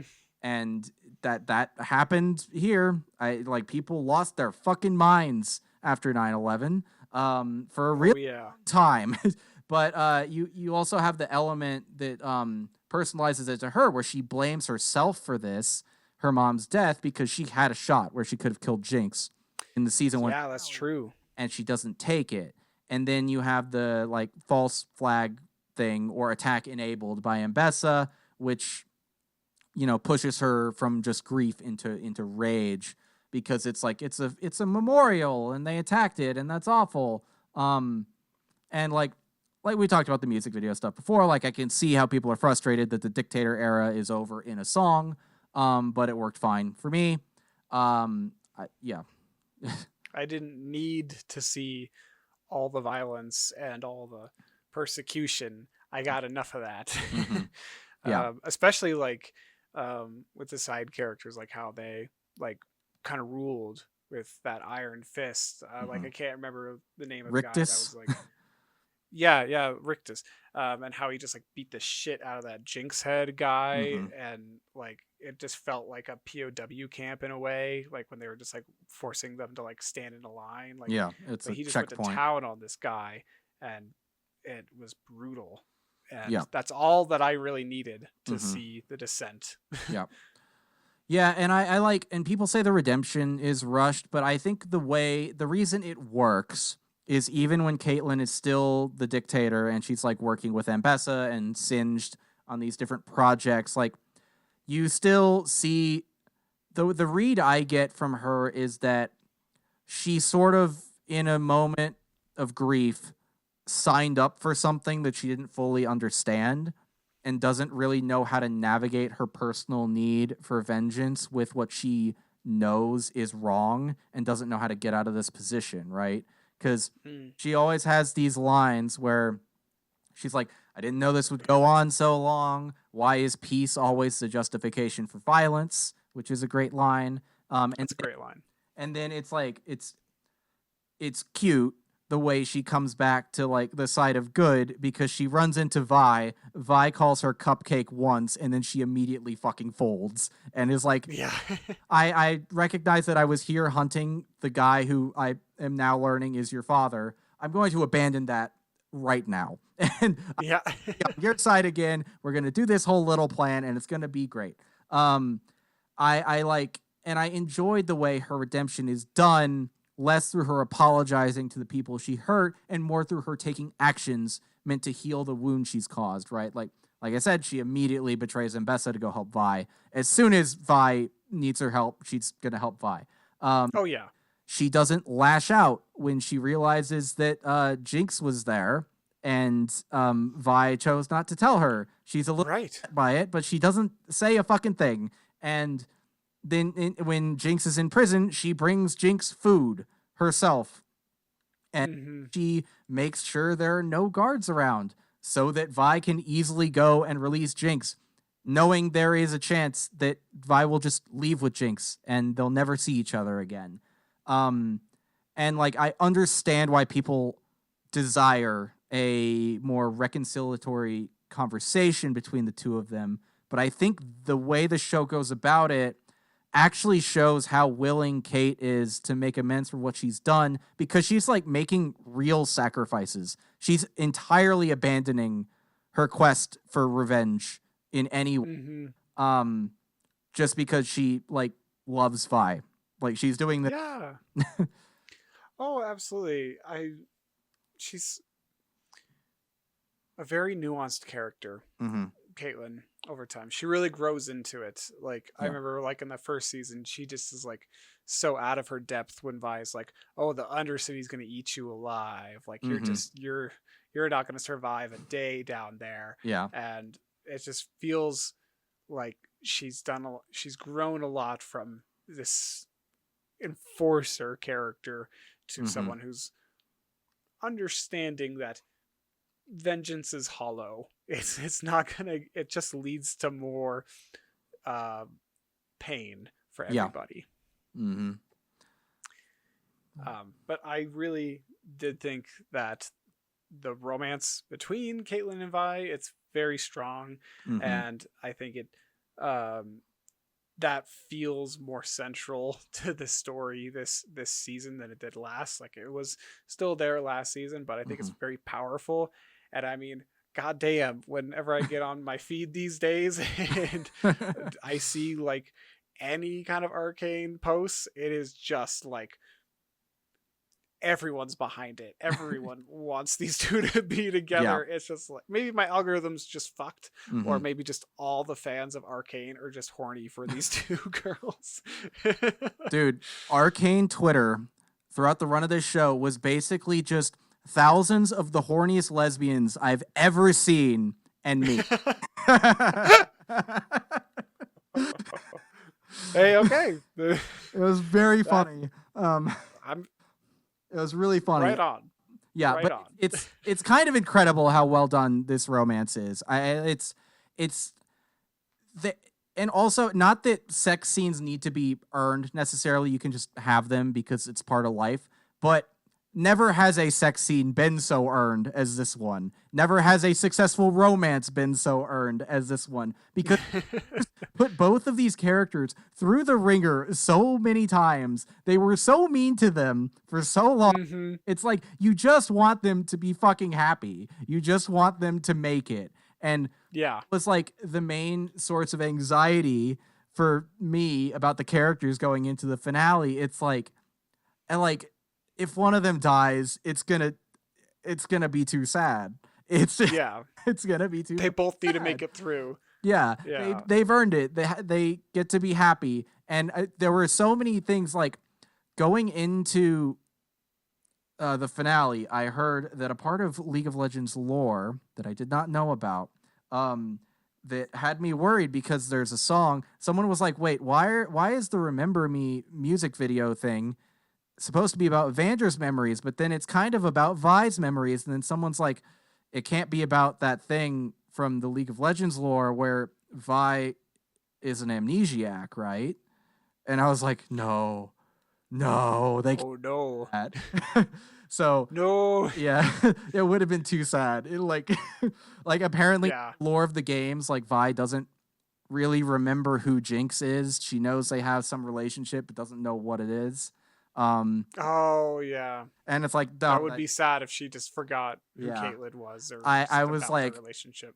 yeah, I just had the vibe going into this, like the back half of the season, especially. It's like the ending is going to be bittersweet. I'm scared to know what the bitter part's going to be. And it wasn't. Yeah. Well, Fortunately, they get to be happy. Yeah, thank God for that. There's a small glimmer of hope, and it prevails in the end, and that's just wonderful. Yeah. Um, Man, yeah, there's so much to talk about within this Yes. series. Yeah, we want to spend some time talking about alternate universes because there's or timelines. I Yeah. couldn't really tell. Alternate I guess it'd be the same universes. thing I guess in it's a kind way. of the same. Yeah. But yes, we should talk about them. They're important. Yeah, because yeah, there's some cool stuff that people go into here, and I'm so glad that that Echo and Heimerdinger got sent to the same one at this other timeline because Mm-hmm.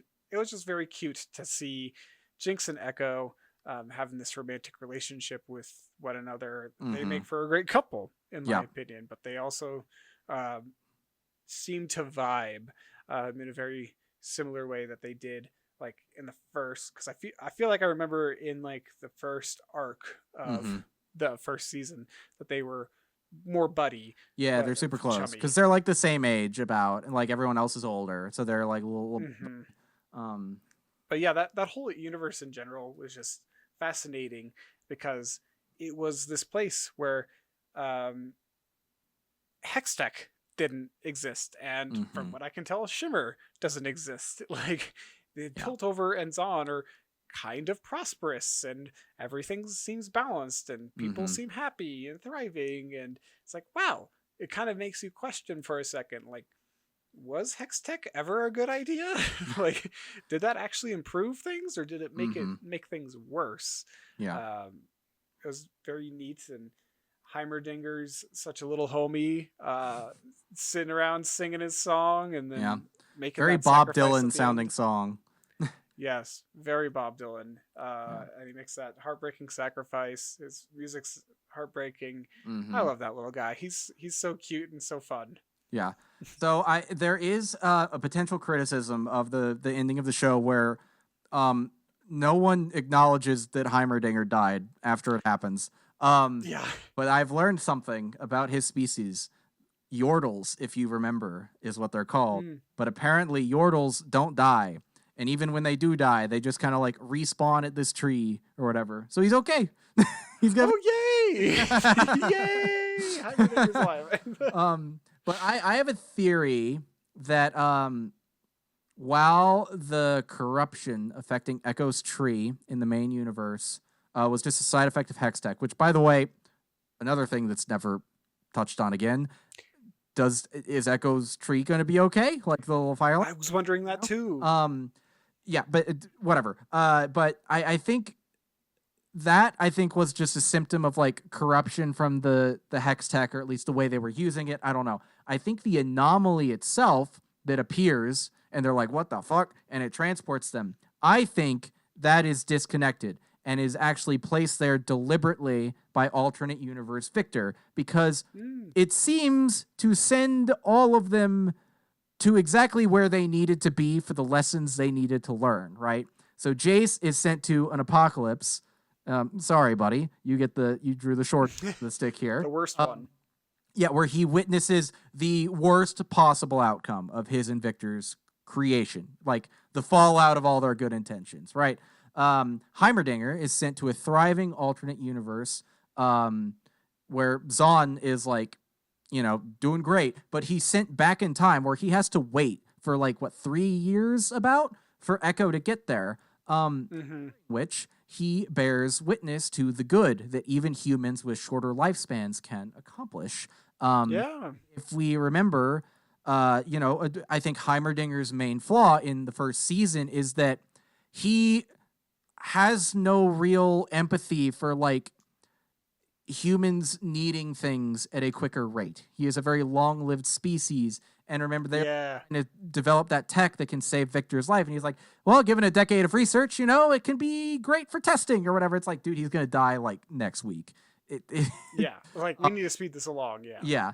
And then through his experiences, getting banned from the council and seeing Zahn for what it is and meeting Echo, he kind of learns like, oh, I kind of fucked up, because apparently he is the founder of Piltover. Like the whole fucking thing is his, and horrible, like like class dichotomy existed under his watch. He's been there the whole time, and it's like, oh, Right. you never bothered to check. You never bothered to like think about these people. And now he's in a universe where he's around those people for years. And he gets to see, oh, in this universe, this thing that I neglected is wonderful. Mm-hmm. He appreciates it. And then Echo is sent to that same reality, but specifically into a situation where he interacts with and relearns to love and care for Powder/Jinx, and Mm-hmm. learns to live a little, you know. Um, but yeah, Yeah, it's you're totally right. Yeah, they all needed to learn their own little lessons and make their own strides in their personal growth. mm-hmm. And yeah, you're totally right there. I also want to explore a little bit why the universe Echo and Heimerdinger end up in is so good, because Mm-hmm. I think there are some misinterpretations, and there's maybe one that the show is intending us to interpret, which is the show itself is very directly comparing here is universe where Hextech ruins the world. Here is universe Yes. where Hextech never exists. That is Yes. fine, right? But I don't think it's the most interesting way to interpret this. It may be correct, but I'm just gonna, walk with me. So after like Zahn was oppressed and sucked before Victor and Jace made Hextech, right? So This is true. that problem already existed. I also don't think things just got better because Vi died, which is a take that I have seen a lot, and it makes me sad.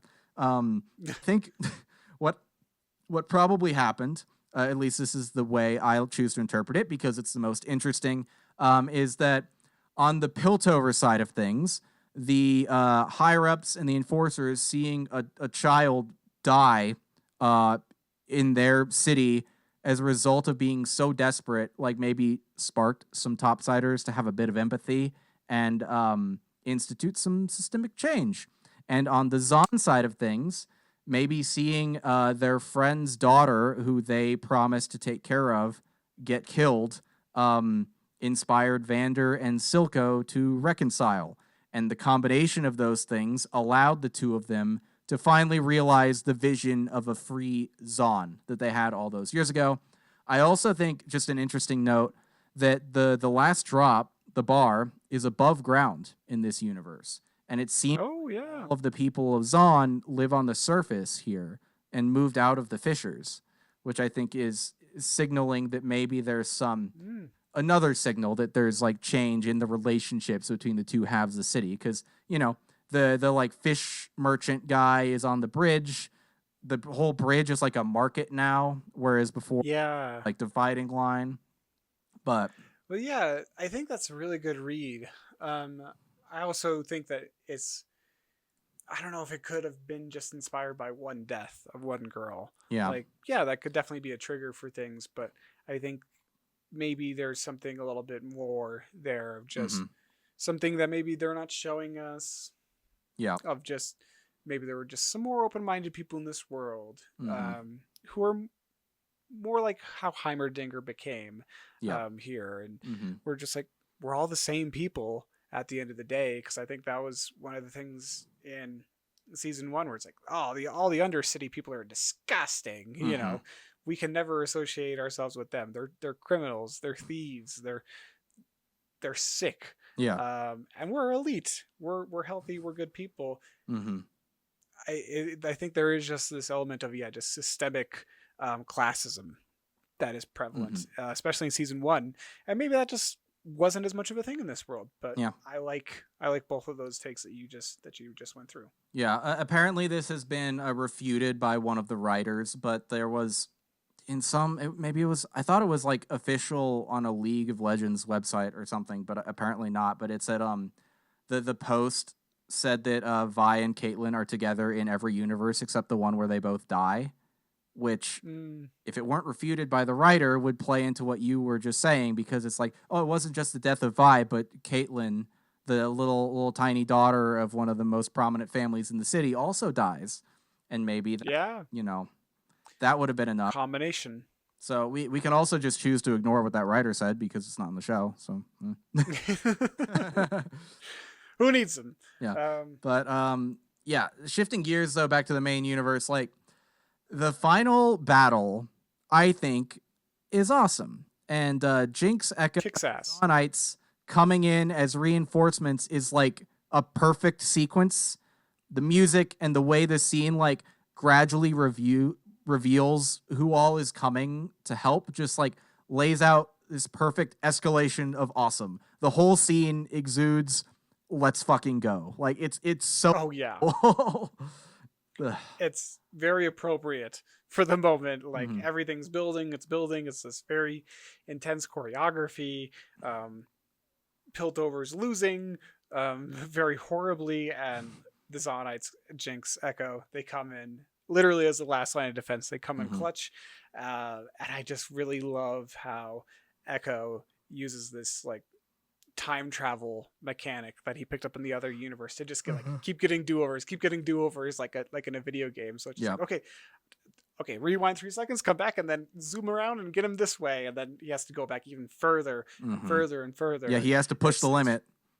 Yeah, it's really fucking cool. Mhm. I really enjoyed this sequence, and there's like no fucking dialogue. It is Yeah. just all action. Like there's still dialogue, but Mhm. it's like nonstop. Yeah. Really cool shit. Yeah. It's fun. It's funny that you say like a video game because that is one of his abilities in the video game. The rewind time. I figured. Yeah, but I think too. This is just a little like pet theory of mine, but Heimerdinger tells him to go like party with Powder, right, and have fun, and he says he's gonna Yeah. make some upgrades to the system.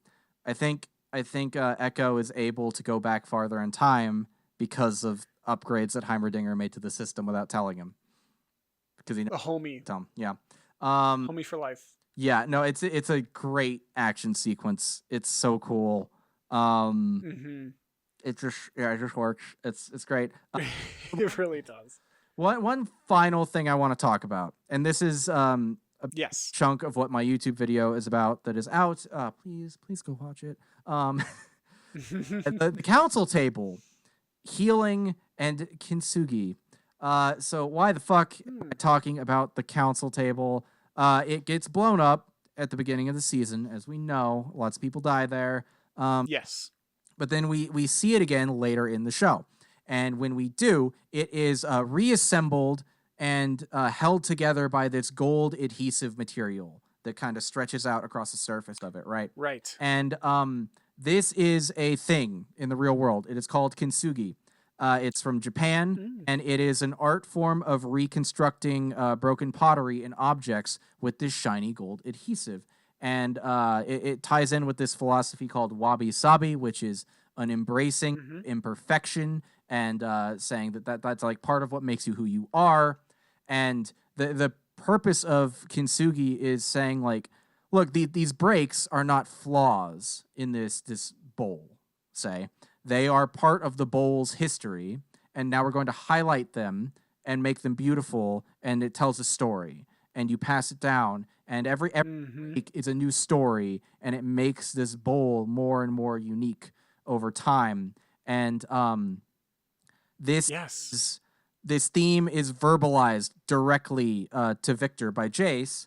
The like how his disease and his leg made him like who he was and blah. Yeah. And like being perfectly honest, that specific example is not the show putting its best foot forward thematically because Victor's condition is like caused by the systemic oppression of the nation of Zon by Piltover because it's like yeah. but the fits. idea is great and it ties in with all of the characters because like Caitlin says to Jinx in the bunker scene, it's like no amount of good deeds can erase our crimes, like, but I'm just tired and I want to move forward, you know. And that's what she does, and that's what Vi does. It's what the people of Piltover and Zon ultimately have to do. It's like you can't. Echo says it to Jinx. You can't change the past, but you can build something. And that's the like, you know, that's the whole fucking thing. That's the whole show.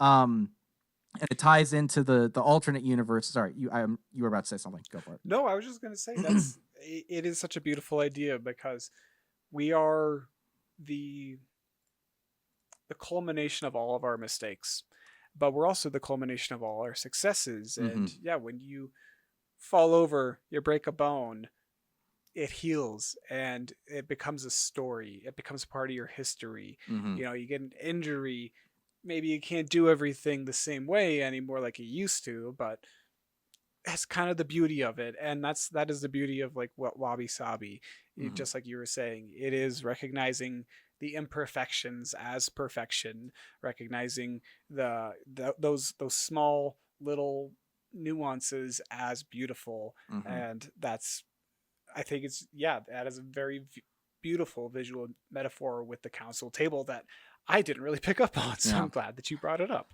Yeah, it's well, I became familiar with kintsugi like many years ago now, and I've just always loved it as a concept. I think it's just such a healthy way to think about things and people and life in general. It's Hmm. very nice. And Well, oh, yep.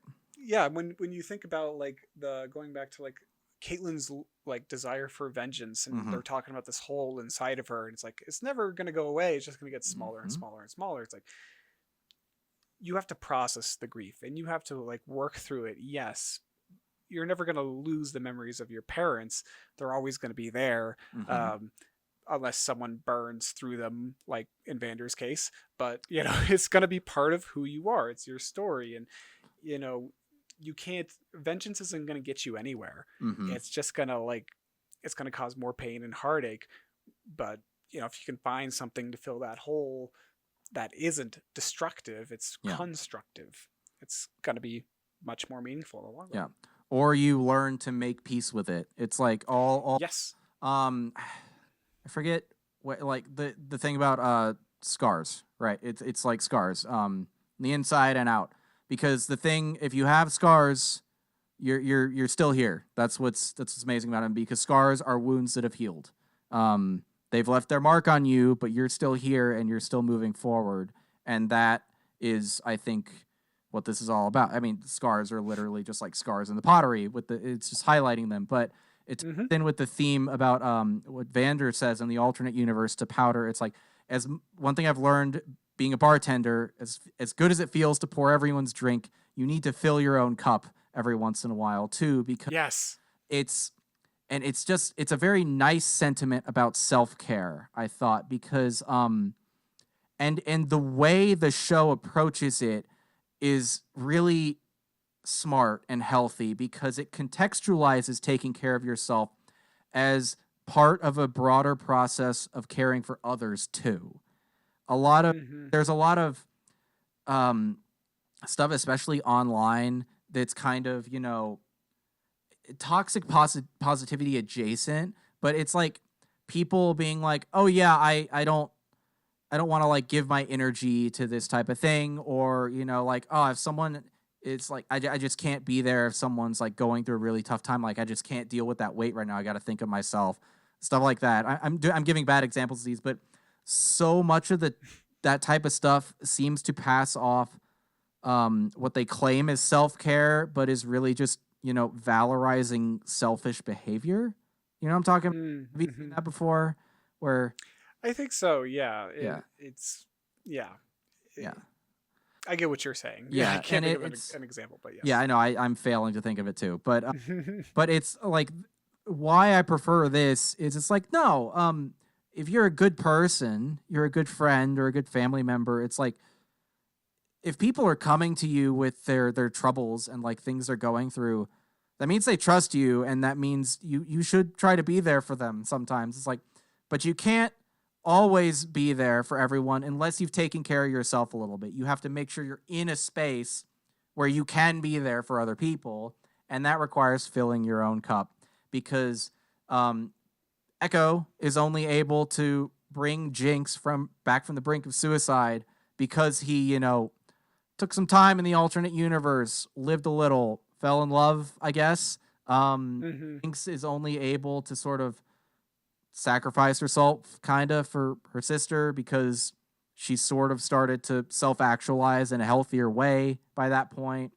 It's just, I don't know. I think it's a really great sentiment. Heimerdinger too. Heimerdinger Mm-hmm. sacrifices himself for Echo, but the last thing he says, "Since I've met you, I've truly lived." You know, he Yeah. like, it's great. Well, yeah, I think that there's a lot of people who make those little sacrifices for each other throughout this series. But you're totally right. Like, and I think people like Vander, Silco, even they Hmm. made sacrifices for the people that they loved. Even for like Vi and Jinx's mom. Yeah, We get a small flashback of her in this season, and I think they Vander and Silco kind of put their parts of their life on hold hmm, just to help raise these two little girls. yeah. Maybe not in the way they promised they would, but they tried. Yes. Yeah, Yes, exactly. Not exactly, but um, I love that sentiment. I encourage everyone to go watch Dylan's video thank to you. learn a little bit more about Yeah, filling up your own cup and this idea of healing, growing, and being there for each other. yeah. I also think, well, before I go into it, just from watching the show alone, you think Jinx is alive or no? No. No? Okay. At the end, Hmm. no, I do Oh, not really think so. okay. I do, for two reasons. And I do think I'm right, but we'll wait and see. But one, if you go frame by frame through that explosion in the thing, like at the very end when she falls with Vander, for about a frame and a half, you see a little purple shimmer line zip out. Ooh, okay. And I'm into then, that. If yeah, and then the last shot of the show is an airship, right? We cut from mhm. I and Caitlin in their little mansion to an airship flying away. It's like, oh, that's kind of weirdly disconnected from what we just saw. Until you remember that so in the pilot of the show, when all the little kids are on their little heist, they're like going into Piltover, and an airship flies over them. And Powder's very first line is, "One day I'm gonna fly on one of those." Mm, I like this. I like the sentiment. Okay, Yeah. I'm on board with your theory. So I think she's alive and out there somewhere, and that's what like Caitlyn's doing at the end. She's looking on the little computer thingy. She's holding Jinx's little bomb, and then she's looking hmm at the vents. She's looking for a way that Jinx might have survived, Could have escaped. Yeah. could have escaped. Oh, okay. Yeah, Yeah, but that's a very good observation. wasn't entirely mine. The internet worked together on that one, but Well, any that's all right. Well, I like that. yeah any final thoughts on Arcane season 2? No, I think we covered it. I'm sure there'll be lots of things I'll think about for many months to come, and I'm definitely going to rewatch it. Yeah. Yeah, you ready to move? Let's do our final segment of the show where we talk about other stuff that we've been reading, watching, enjoying. I'm sure over the new year we've done a lot of fun things. Mm-hmm. Dylan, what have you been up to lately? All right. So, continuing to read The Witcher Sword of Destiny. I think I'm on the second to last short story in the book. Still enjoying it. Hell yeah. Um, and then at home, I also started watching with my family the show Shrinking with Jason Segel and Harrison Ford. It's an Apple TV show.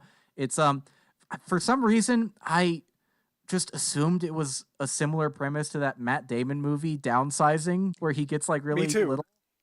It's not. It's about therapists. Oh, of course. That um, makes a lot more sense. yeah, but Jason Segel is the main character, and he decides it's like, you know what? I'm instead of doing what we're supposed to do and not get personally involved in our clients' lives, our patients' lives, I'm going to, and I'm gonna like push them to be better people and take care of themselves better in the most unethical ways possible. And it's good. I like it so far. Okay. Um, yeah. That sounds like fun. I also saw Robert Eggers' Nosferatu, which I think might be our next episode. Is that what we're doing?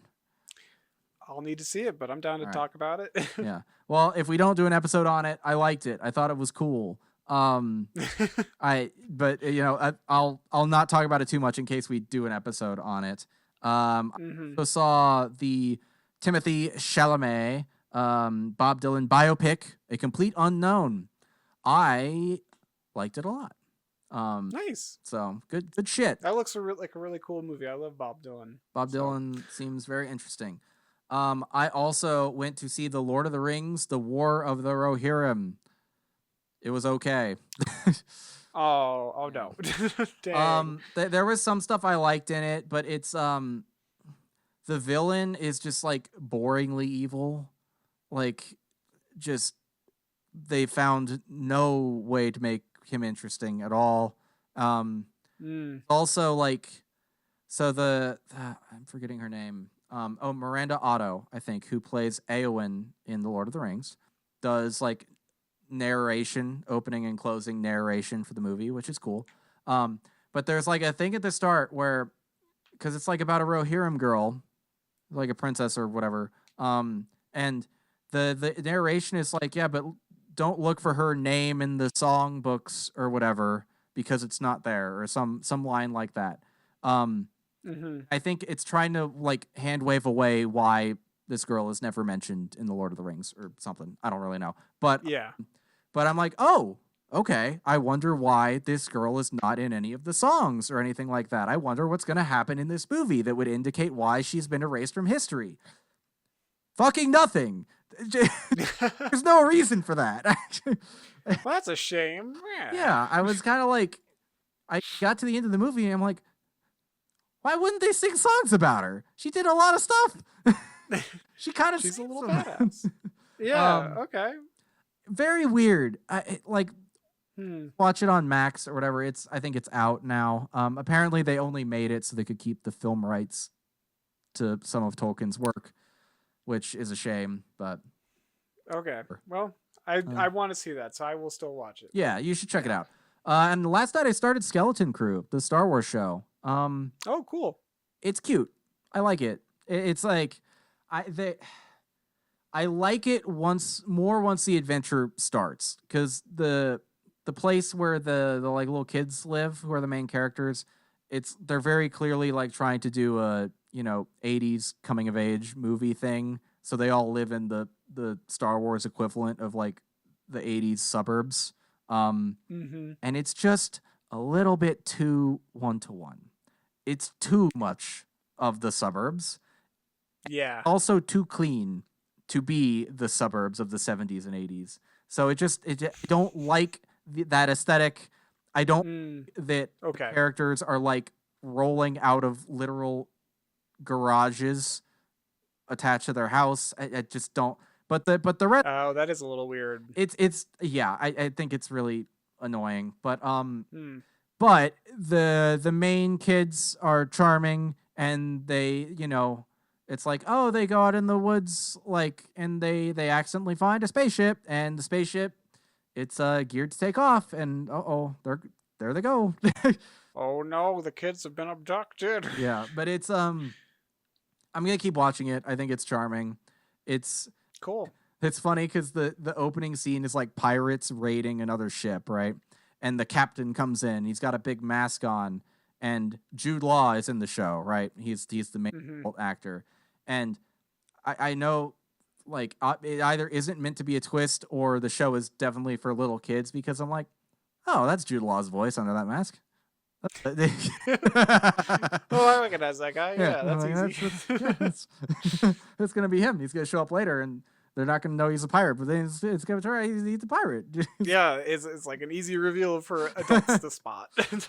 Yeah, exactly. But it's like, again, from the first trailer, I'm like, oh, this is for little kids. So yeah, for sure. Okay.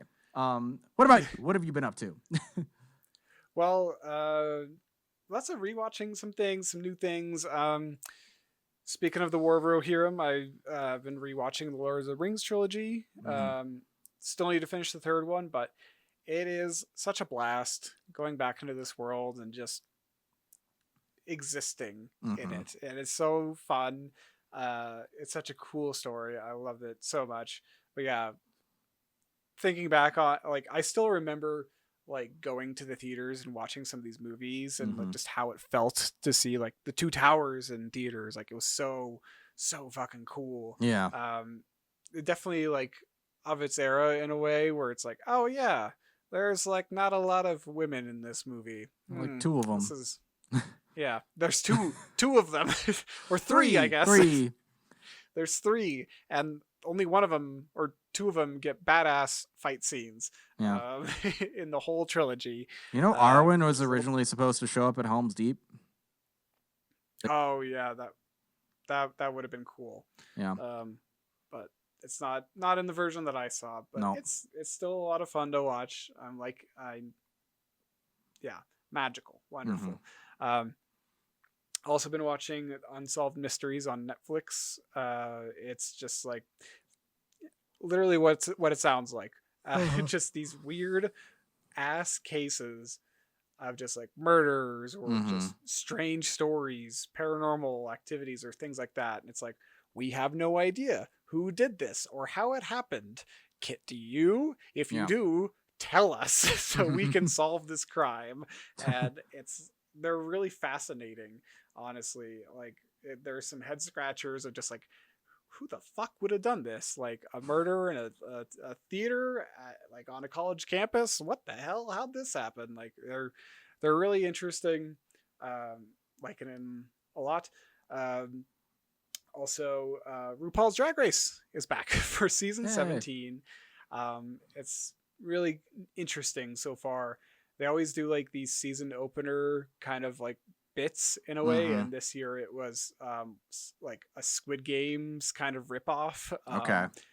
It was a little weird, but like they got to innovate on this show that's 17 seasons in. They got to find a way to not stagnate. Yeah, I guess Squid Game's back too. But...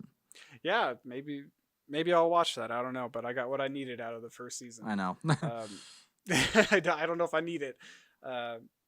Also continuing on with Game of Thrones rewatch, we just passed the point where Sansa is married to Ramsay Bolton. Oh boy. And boy, it gets dark. Yeah, this is entering a very dark point in the series. That scene is one of the show's biggest fuck ups in my opinion.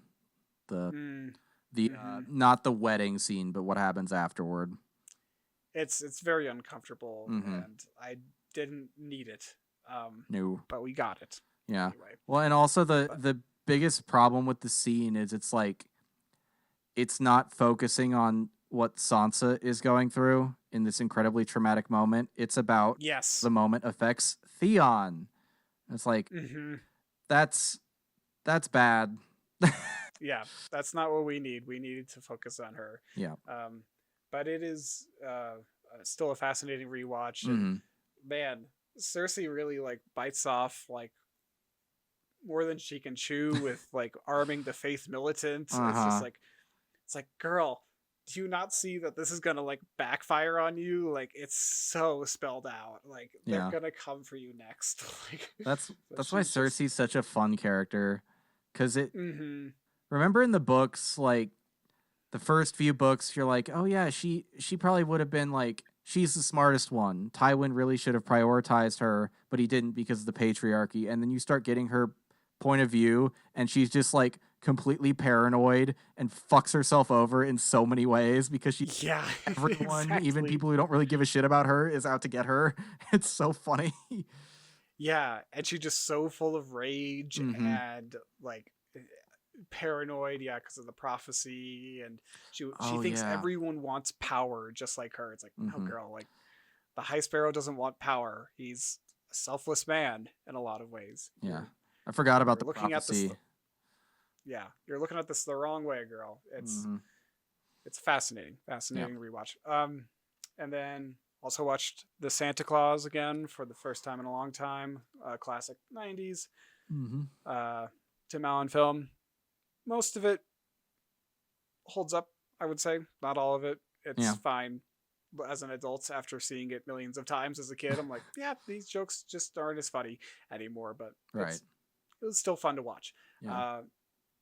And then I watched this fascinating documentary called The Secrets of the Neanderthals. If you're a fan of documentaries, I'd definitely recommend checking it out because they dive a lot into a lot of these anthropological or archaeological digs, what they discovered at each one of them, and I actually learned some new things about Neanderthals, but I just saw a headline today that there may have been another species of human discovered. like Homo Julius or something like that. So we may have had a different ancestor as well, or Wow. close relative, whatever, to Neanderthals too. But it's really interesting. I definitely recommend checking that one out too. Well, that's neat. All right. And I think that is going to be the show for tonight or today. Yes. Whenever you're watching Thank this. you all so much for listening. Yeah. We really appreciate you guys sticking around for 101 episodes. Yeah. And for almost 2 hours in this episode. But there's just so much to talk about with Arcane. I know. And I feel like there's probably so much more we could have talked about also. But seriously. Yeah. So we'll be back in 2 weeks for another episode 102. Until then, Niles, where can people find you online? You can follow me on Instagram at NilesGotNoStyles. What about you, Dylan? Where can people follow you online? On Instagram at DylanD1026, on Twitter at DDayMovies, on YouTube at DDayMovies. New video out there about Arcane Season 2. Linked in the description. Please go watch. You can find us both here on YouTube or on your podcast platform of choice at Play Pause Rewind, as well as our second YouTube channel, Play Pause Rewind Videos, and on the various socials as well. All of that is linked down below. Thank you all so much again for watching or listening. If you liked it, share with a friend. And we'll see you guys next time. Goodbye. Bye.